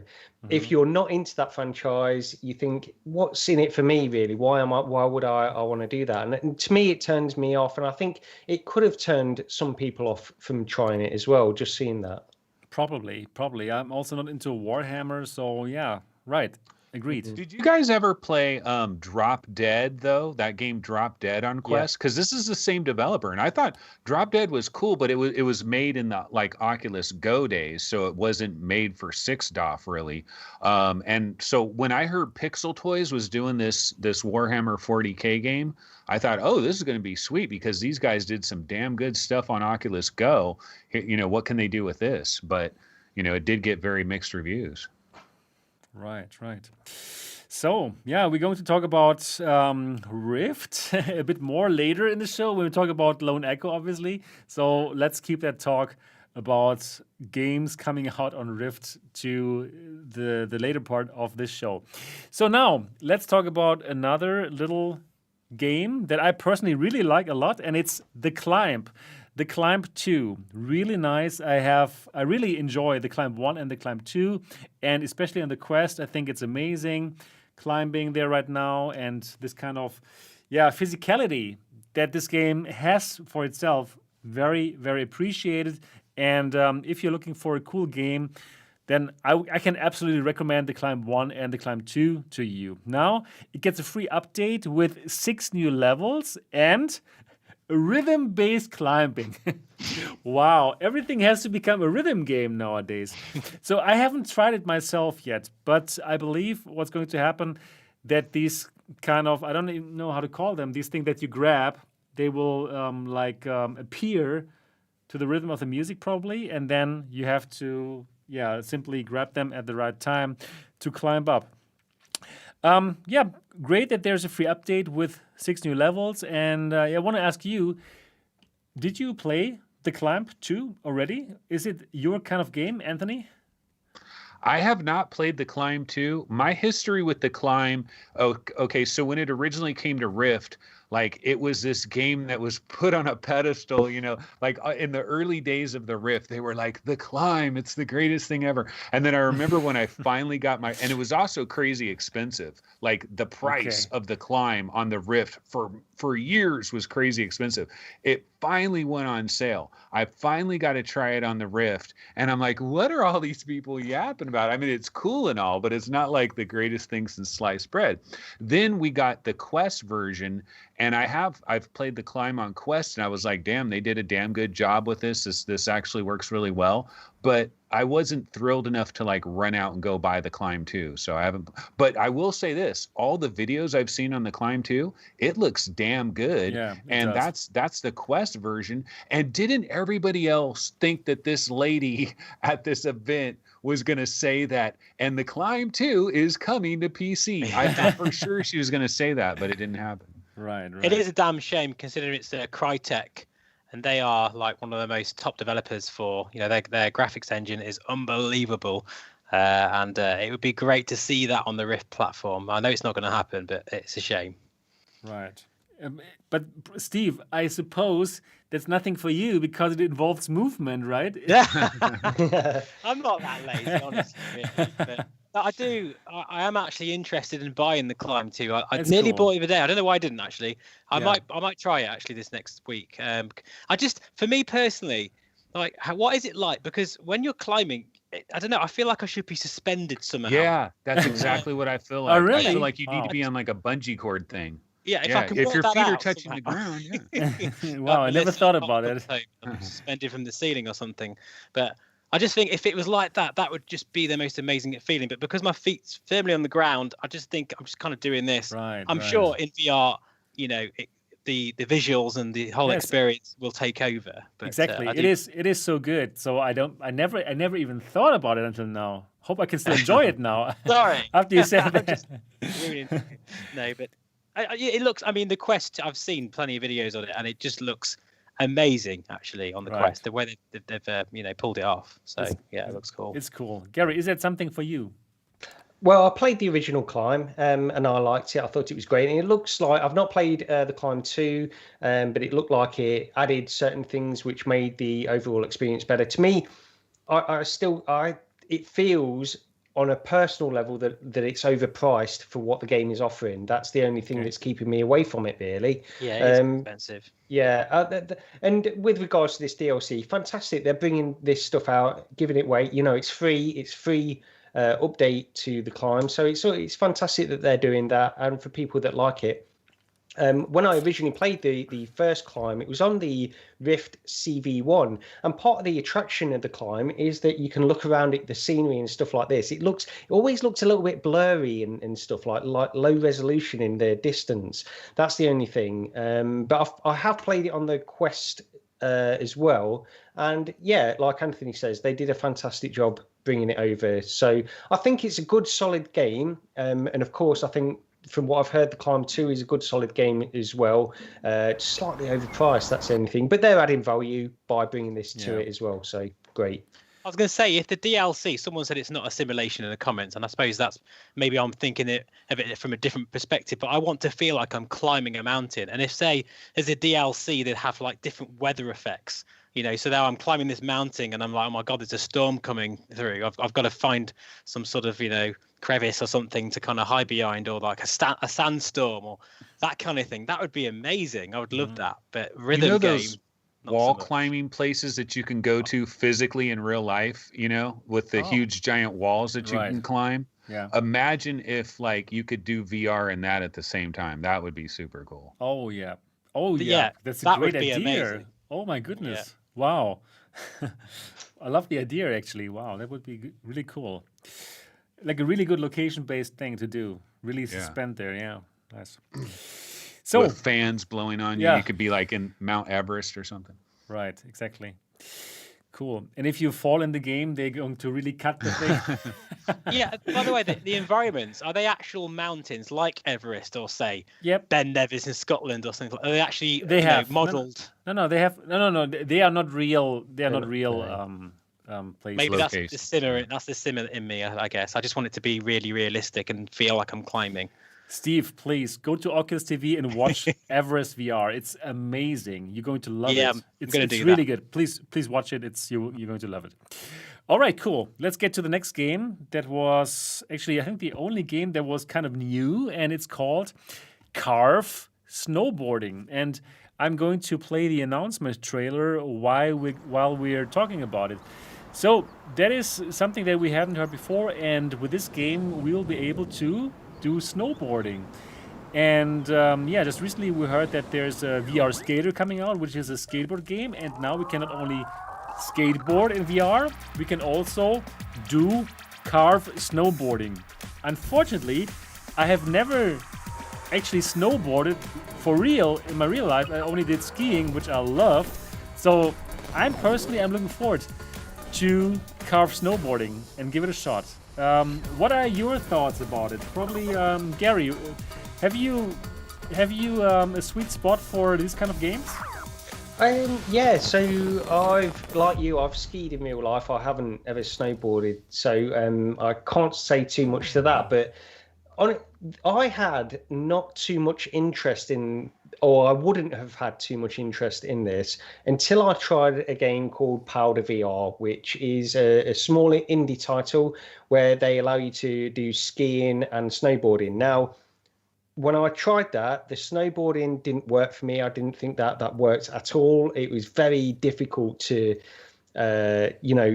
change your direction, that kind of stuff. But the skiing works so well in that game, and it was far more addictive than I ever felt like it was going to be. And I really, really liked it, far more than I expected, Powder VR. Wow. So this one, I can see myself giving it a try, honestly. But and it looks a little bit more perhaps arcadey than Powder. I'm not too sure.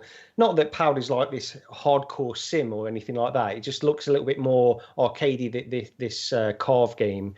So I'm willing to give it a try. And the fact that I've previously played this other game makes me more excited for it than I otherwise would be, because that feeling of going down the slopes when you're on skis in real life and when you're in the simulation is really, it's surprising how close you can bring back all of these sensations. Honestly, it's great. Now you make me want to get this Powder VR, because, well, I like skiing in real life. It's fun, right? So how expensive is it, Powder VR? It's on Steam VR, right? Yeah, there's a demo. It's a demo. Okay. There's a demo. Yeah. And the other thing with that, so it's got like skiing, snowboarding, then it's got this wingsuit. But I'm literally just talking about the skiing aspect of it. That's what made me really carry on with it. And I think it's, because I got sent a key for Powder VR, so that's why I played it, but I wouldn't have purchased it. I wouldn't have even tried it. But that's why I think Carve, it's got something about it now. It's not like I would just think nothing of this title, because of the way I know that these kinds of games can feel in VR. Surprising, honestly, it really is. Right. I was going to say, Gary, would you feel motion? Because I think if it were me, I'm not sure, because I'm pretty hardy VR person these days, but whenever I've tried things like this, I always kind of start to feel motion sickness. And because it's it looks really intense. So I don't know whether that plays a part in it, whether they've mastered that. Because I know in Stormland, which is a weird thing to say, Stormland, but the bit where you kind of zip across some different islands. Right. It's almost like you're skiing. They did that really well. I never felt funny when I was kind of, almost skiing to each position. But then when I tried, there's a level in Medal of Honor where I think you're skiing. Yeah, you are. Right. You're skiing down this slope, and I felt really sick doing that. Wow. Whether it was just the way they implemented it, I don't know. But something like this, I think it has to be carefully done. I definitely think people could feel motion. I guess I'm one of the lucky ones. I don't really get motion sickness at all in VR. I've never really experienced it. Maybe a little bit, very slightly, but so I think this could be the kind of game that would sort of bring those feelings, or definitely like any artificial locomotion where you don't have even minor direct control, where once you're going in a certain direction, you're sort of going in that direction, and your movements are affecting that direction in such a harsh way that I can certainly understand that this being something that could trigger that kind of feeling. Yeah, absolutely. Yeah. Right. So, Anthony, no skiing in California, yay. No, I got Lake Tahoe 2 hours away. And I mean, there's no snow now, but yeah, no, we have plenty of skiing in California. Oh, really? But what? You know what we do in California more? Skateboarding, brah. Yeah, right. And next Friday, VR Skater comes out on PCVR. From good old Germany. Yeah, and I'm Deficit Games as a developer on that one. But you know what? All these games, so like you're standing on a skateboard, right? So like you're either standing on a skateboard like this, or you're standing on a skateboard like that. And it's the same thing with snowboarding. And the Deca Move, that little hip attachment thing, like that would be perfect for these type of games. Oh, but absolutely. Yes. And what would be even better though, like I'm going way out of control here, but what I want hand tracking so that I can take my controllers and I can duct tape them to my feet, and then I can have the Deca Move thing on my hip, so now my feet are tracked. I can look down, I can see my feet, my hip thing is there. I got hand tracking, so I balance like this or whatever, because the motion sickness thing does seem like it would be a major factor, because when you think a lot of games where you're moving very quickly in a direction, you're like in a cockpit of some type. You've got a steering wheel. You've got this stuff that is permanently there. And so it like grounds you in the experience. So it's like, okay, yeah, I'm getting a little bit sick, but I can see this and it's grounding me in the experience. But if you're just on a skateboard or a snowboard, there's nothing here. Like, what is here? The only thing that would be here would be your arms or something. So I could imagine there would be some motion sickness. But I did play that Descent Alps, which is on App Lab. It's a free trial on App Lab. I guess they got a full version too, but I just tried the demo. And on that one, they kind of have your skis sticking out, so that kind of ground you in the experience a little bit. And I didn't get very motion sick from it. You know, lots of people would love like an SSX snowboarding type game in VR. I don't think that's exactly what we're going to get here. But it's cool. I'm not like super hyped for this. I'm actually more excited for VR Skater next Friday, to be honest. So we'll see. Yeah, right. It's funny. Someone just said in the comments, and they're so right. Like, I'm quite happy in a sim, like doing aerobatics and doing crazy shit in a sim and doing combat and everything, but stick me on skis and I'm like, oh, can't do it. Explain that. I don't understand it, but yeah, it does make me feel bad. Yeah, I think it's something to do with how they perceive the distance and speed. Maybe it's something. It's actually it's not motion sickness, is it? It's actually the opposite of motion sickness. My brain is thinking I'm moving, but my body is it's one of the two anyway that gets confused. Yeah. It does sound like motion sickness. Yeah. So Yeah, right. it's kind of weird, but yeah. Yep. Let's see. If it's a demo, I'll definitely try it anyway. Let's see how it will feel like. And I'm also looking forward to VR Skater from Deficit Games coming out really soon. And I did like that trailer. The trailer of that VR Skater looked actually pretty amazing. So let's see how it will feel to do these kind of skateboard tricks in virtual reality. All right. Now it's time to talk about the game. Let's talk about Lone Echo 2. As everyone knows, I was 100% sure it's going to be a Quest 2 exclusive, but I was so wrong. I was like totally wrong, because Lone Echo 2 is going to launch this summer and it's going to be on Oculus PC. So it is going to be a Rift game that we all can play with our Rift S if we have one, or we can play it using our Air Link functionality or the link cable on our Quest and Quest 2. And well, I must really say I was positively surprised, first of all, because I'm looking forward to have that full power of my PC, like driving that game, like showing us these beautiful graphics, PC graphics in VR for Lone Echo 2. Lone Echo 1 also was really beautiful. So I believe they're going to hit it again and it's going to be super beautiful. But I must also say I'm really surprised that this is not a Quest 2 exclusive, because before everything was really about the Quest, right?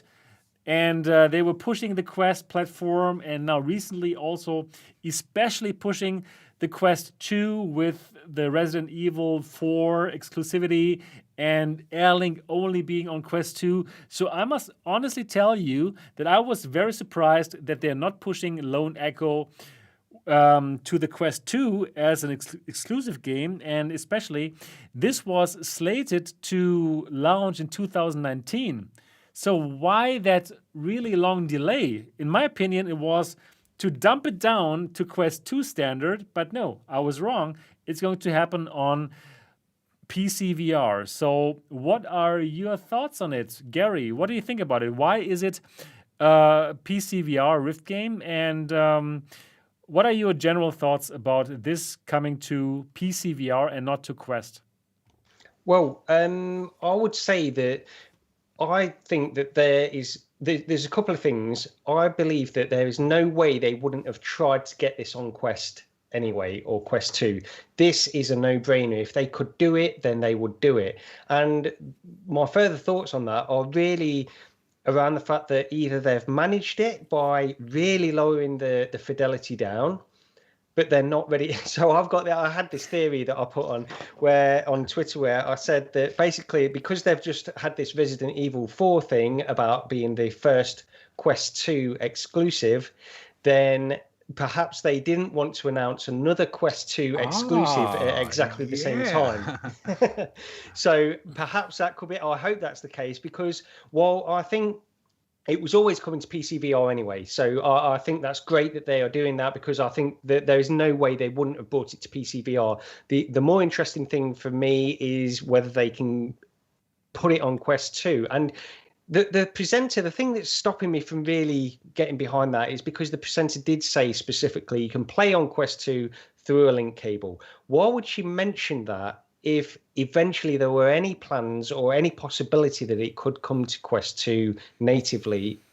Maybe she could, but it was just a strange thing to say specifically about that. So anyway, it's great it's coming to PCVR. I don't think it's any kind of resurgence for Oculus making PCVR titles or anything like that. I think it's been a long time coming and they had to put it out there anyway. But yeah, the more interesting side is the Quest 2 angle. Yeah. So you think this is the swan song for PCVR and Oculus? Unfortunately, yes, I do. Yeah. Wow. Yeah, I agree with you, obviously, but I think there are some people who love PCVR and who are not going to let me say that just like this, right, Steve? No, I agree. I actually agree. Oh, I think, really? Yeah. No, I do. I think that there's some stragglers left in the closet, and Lone Echo 2 has been their baby for a long time. They've worked hard on it, and it was always going to be a PC title, really. I do think there might be I think there might be a Quest version, maybe in the future. But I do agree also with what Gary said. It is a bit weird. I didn't realize that the presenter said that about the Oculus Link. It makes me wonder. But it is dead in terms of the Oculus side of things. Anyway, definitely. This is just like you said, Seb. It's their swan song. I like that. That's a great way of putting it. And it's a shame, but I'll be getting it anyway. Definitely. Right. So, Anthony, what are your thoughts about this whole Lone Echo thing? And why do you think did it take so long for them? Do you think that they tried to put it on Quest, or that actually Oculus said, okay, guys, ready at dawn, bring this to Quest now? Or what do you think happened behind the scenes? Okay, so behind the scenes, first of all, they acquired Ready at Dawn. So Oculus bought Ready at Dawn. Now, the second that they bought them and owned them outright, then they got to think, how do we take advantage of this asset to help our future development going forward? And of course, Lone Echo 2 was already underway. And so there were lots of different options they could have did. Now, if Oculus truly wants to kill off their entire PC deal, getting rid of this game would actually help in that regard, because by bringing this game out to PCVR this summer, in the VR bubble, we all know that this might be the last dance, but we're in the VR bubble. What about all the people that aren't in the VR bubble? They might think, oh, PCVR is alive and well. Here's Lone Echo 2. It just came out. This is brand new. Freaking Battle Sisters coming to PCVR. It's a revelation, you know? But also, I will say this about PCVR in general. Air Link. Remember, Air Link, ladies and gentlemen, if Oculus completely kills PCVR, then what the hell is Air Link for? So if Air Link is a long-term thing, if we're going to have Air Link on Quest 3 or future quests, then you can't really kill PCVR, right? Because then what would Air Link be for? So Air Link might actually save PCVR to some slight degree. But this whole Lone Echo thing is really mysterious to me, because just like Gary, they went radio silent for like a year on Lone Echo 2. Right, exactly. I guarantee you, I mean, I would bet dollars to donuts that they were working on Lone Echo 2 for the Quest, maybe exclusively for Quest 2, or maybe they could squeeze it to Quest 1. They've done Echo VR. They've got an engine where that kind of works a little bit. I think they probably spent about 8 months trying to squeeze this puppy onto Quest 2.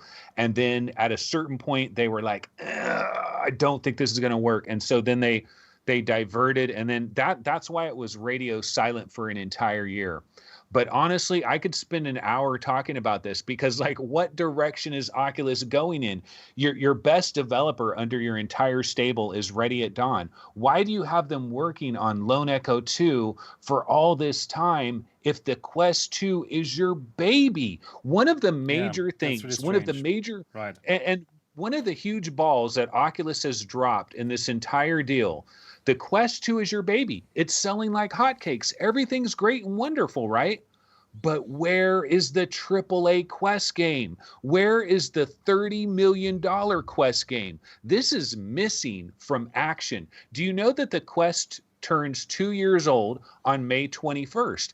And unless something amazing happens in the next couple of weeks, it is going to hit its 2-year birthday without one single $30 million Quest game. That is a mistake, ladies and gentlemen. Now, maybe they're working with Rockstar. Maybe they're working with Video Game Deluxe, which made LA Noire for PSVR.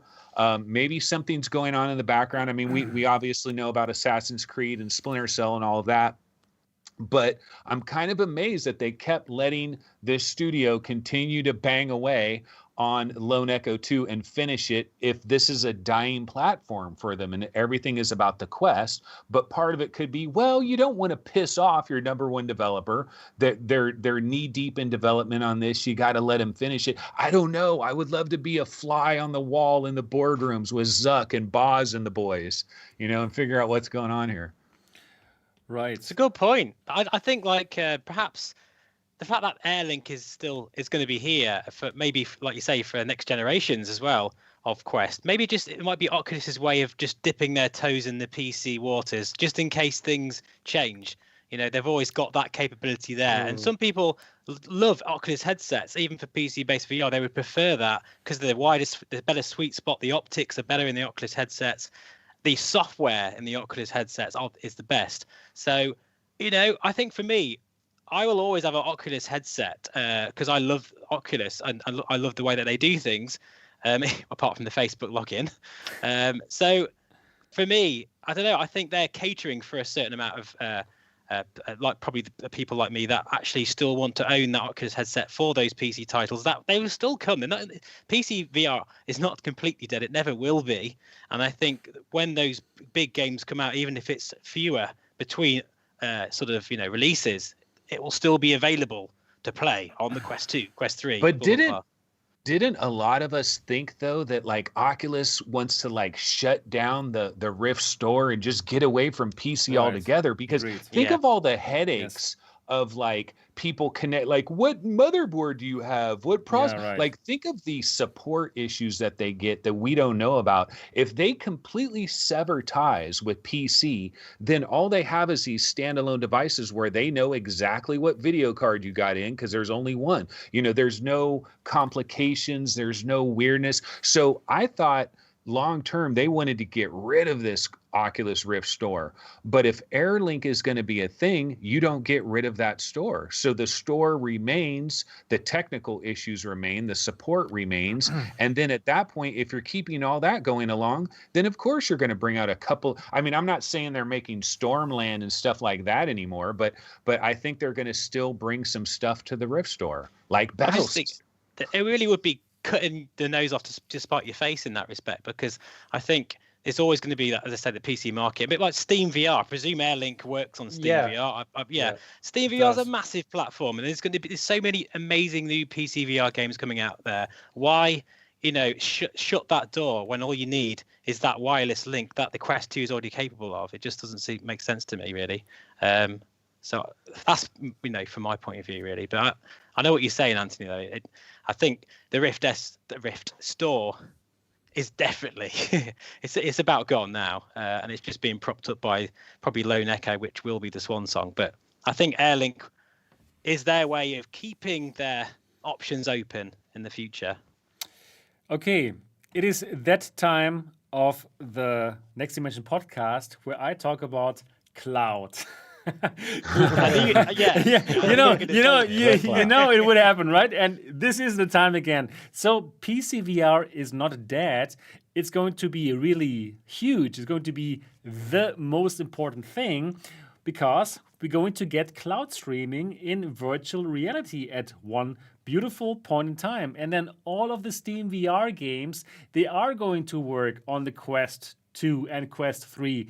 And in the future, everything is going to be streamed from the cloud. And it doesn't mean that we need to play all these mobile chip games anymore. So I still think something like Lone Echo 2 it does make sense. It makes sense that they simply let them develop that in that high quality, because on the Quest 3 probably it's going to be their first big exclusive game for the Quest 3 that is being streamed from the cloud.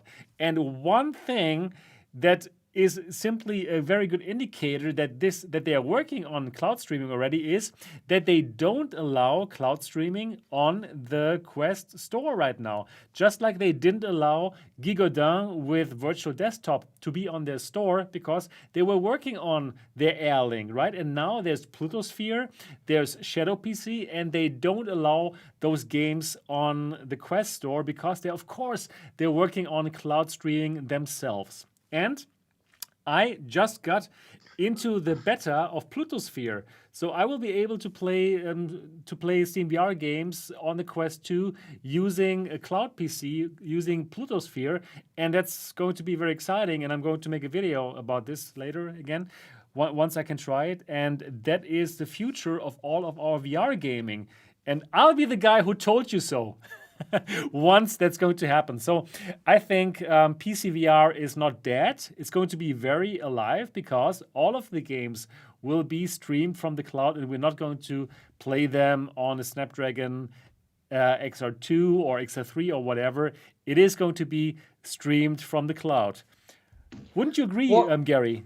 What time frame would you put on this dream of cloud? Because I agree with you, Sebastian, honestly. I do agree with you eventually. I just feel like we're not in sync in terms of like the time scale on when this is going to become a reality. Okay, so yeah, that's really a good question. So of course latency is very important, right, for virtual reality. Like my 2D games, I absolutely play them on Stadia. Really, it works so well here where I am. It's perfect. It's fantastic. I can play it on my Chromebook, which is like 3 years old, and I can play like the games with the full graphics on. It's perfect. And then also I do play these games with the tablet strapped to my face or like very close to my face on my bed. It's great. So I simply know it works so well for 2D games right now. Right, so latency is a problem, of course, but with real standalone 5G, latency actually is good enough. So until now, most of our 5G actually was based on 4G networks, but now the first time it happens that real standalone 5G is happening with these edge computers, which can actually do that. So until we all have it and until it's a viable model, I think it's not going to happen until next year. I would say end of 2023. That's something that we can look into. Yeah. Okay. Wow, that's soon. Yeah, that is soon, because I agree with everything you said except that time frame, because I believe that the 5G, the infrastructure of 5G is going to take a long time to roll out. Okay, and perhaps probably because you have to have so many. It's not like 4G; it can't go over long distances. Yeah, you need all of these different things, and that's the thing that I believe. I'm with you completely. 5G could do this. The technology is there to do this, I believe, from what I've seen. And this is going back years. I remember a story on VR Roundtable where they were showing people throwing things in real life, and everything was going through a VR headset. Right. Somebody throwing something in real life, and it was all being streamed through 5G, and they could catch it. That's how low the latency was. Yeah, the NBA players, right? Those NBA players that they had with the weird headset with the camera on it. Yeah, something like that. Yeah, I believe that. Yeah. So, but So cool. Paradise Decay, High PD, he just said Quest 3 will dabble with cloud gaming. I agree, because it's probably going to come out next year. And yeah, I also think like we don't yet have the ecosystem, right, to support real 5G for everyone, right? It's going to probably dabble with it, and then Quest 4 is going to have it. I think PD is right. So yeah, so probably 2023 is too early. Probably then 2024, 25, something like this. Just quickly, so DMan9971 says, lol, 5G isn't the answer. You need fiber to your house and AX router. And you see, the thing, what I'm saying is with 5G, it's not the bandwidth. It's nothing to do with the bandwidth. It's about latency. Latency, yeah. latency is what it is all about, and 5G has among the best technology for latency They at can this do time. it. Exactly. Yeah. It is possible. So if we all have perfect real standalone 5G, it could work. We could be That's playing. the problem, isn't it? We They're could be right playing. there, though. Yeah. Yeah. I I had wonder- 5. Sorry, go on, Anthony. No, I was just gonna real quick. Sebastian, do you Yep. believe that the Quest 3, I'm not talking Quest Pro, I'm talking a legitimate Quest 3, Okay. will have a 5G modem in it? Oh man, that really depends on when it's going to come out. Is it going to Good come question. out next year, or is next year the Quest 2 Pro? That's a question, right? If next year the Quest 3 comes out, I would doubt it that it already comes with a 5G network because, well, just like we all found out. I mean, I think none of us has a 5G plan. I don't have it. I have a normal 4G plan. So until we all have 5G plans, just then will they think about including that technology into that mainstream device. Or does any one of you use 5G right now?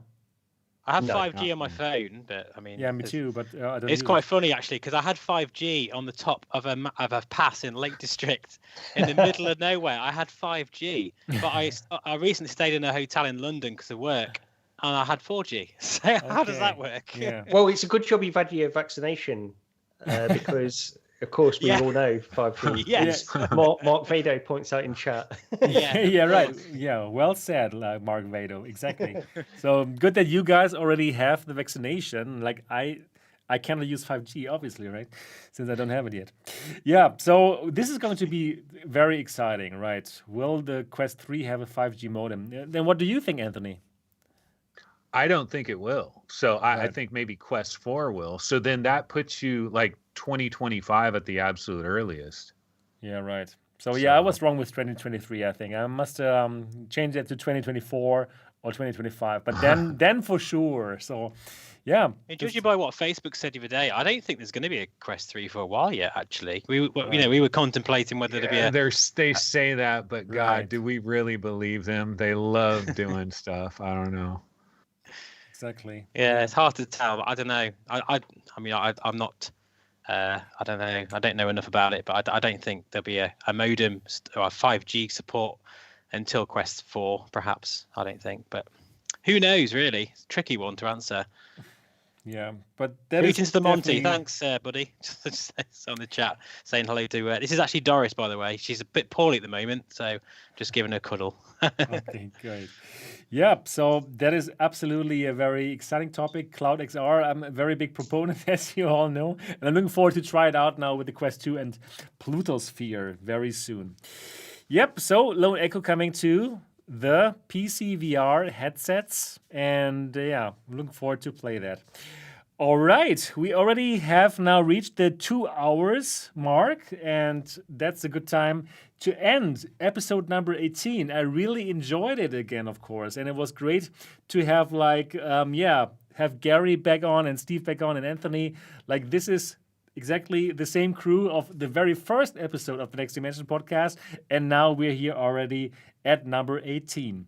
So for all of you out there right now, to all the nearly 200 people who are watching this right now, I would be very happy if you give this video a thumbs up if you enjoyed it, and also do leave a comment later. That's great for the algorithm, of course.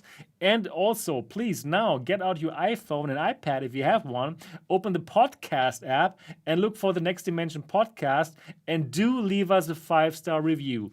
The big goal is to get to 100 reviews, and we're not there yet at all. So please help us if you enjoy that, and if you want to say thank you for us being here every Saturday, then do that. Get out the podcast app on your iPhone and iPad, and do give us a 5-star review. That is everything that we got for today's show. Thank you, and look forward to see you in the next episode next week. Bye-bye. Bye. Cheers. Yeah, cool. Very great show, I think. How did you enjoy it, Gary, after, haven't been on for quite a while? No, yeah, it's been good to be back on. I've been I was almost on, I think, a couple of weeks ago Right. at one point, but then I decided to back out of it. You had a great show anyway, so I didn't see the need for me to be on anyway. But one thing very quickly before we move on. I know the show's ended, but Gaming Science Teacher did mention something about Resident Evil 4, which we didn't get into on the show. What is it? So just very quickly, for me, I think this looks great. And one thing I mentioned on my channel when I made a video about it is that this looks like one of the most in-depth VR ports that we've seen from a flat game, which is really encouraging to me. How they are starting, it feels like the developers are really starting to get to grips with what it takes to convert a game over to VR. And I don't want to sound like, I know more than developers. I definitely don't know more than developers.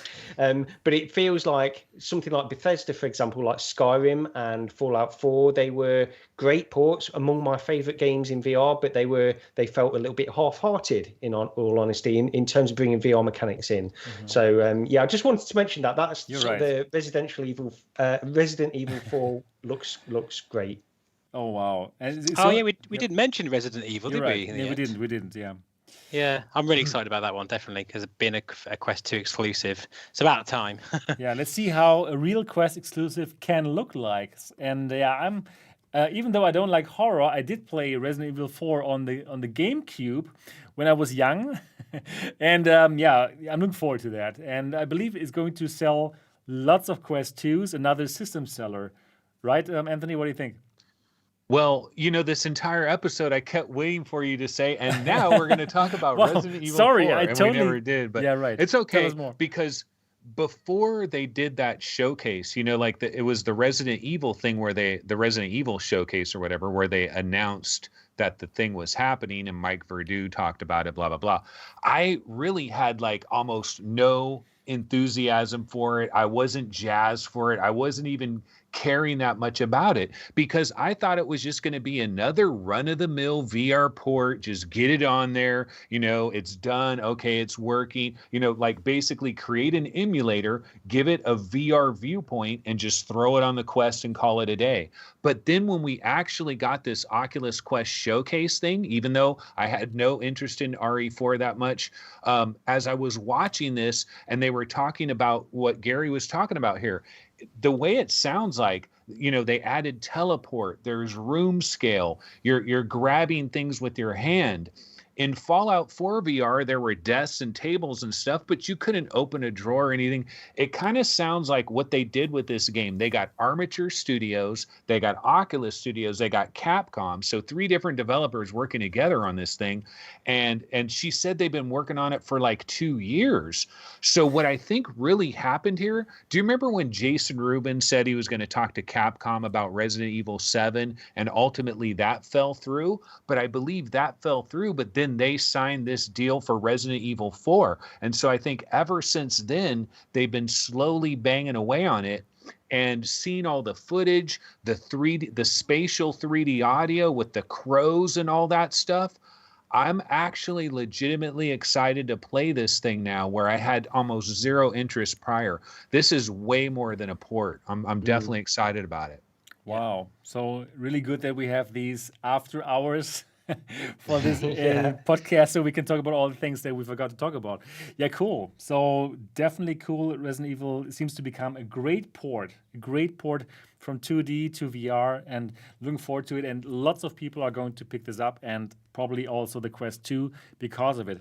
Also, another shout out, something that we didn't say, is that Alien Isolation is free now on the Epic Game Store. So if you are into horror games and horror VR, you can now play Alien Isolation for free, and you can simply pick it up on the Epic Game Store.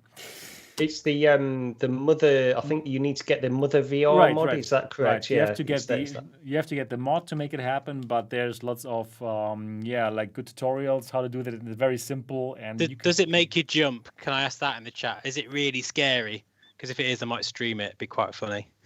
Yeah, I heard it's really good horror. Really something that makes you feel like, wow, super. Yeah, it's brilliant. It's absolutely brilliant. Yeah. It's gamepad, so get that into your head first. But yeah, other than that, I mean, it's a fantastic game. Yeah. Okay, cool. Yep. So Thank you, everyone. Thank you, PD. Thank you, Game City. Thank you, Lars Agerbeck. Thank you, Mr. Jericho, Onikazi, Nemris Wolf, Mutters, all the people who are watching this live right now and who are chatting. Thank you so much for watching us, even here in episode number 18 still. And thanks so much for enjoying this podcast. Again, support us by the thumbs up now or leave us a review. And, well, that's it now. Looking forward to talk with you next week. Bye-bye.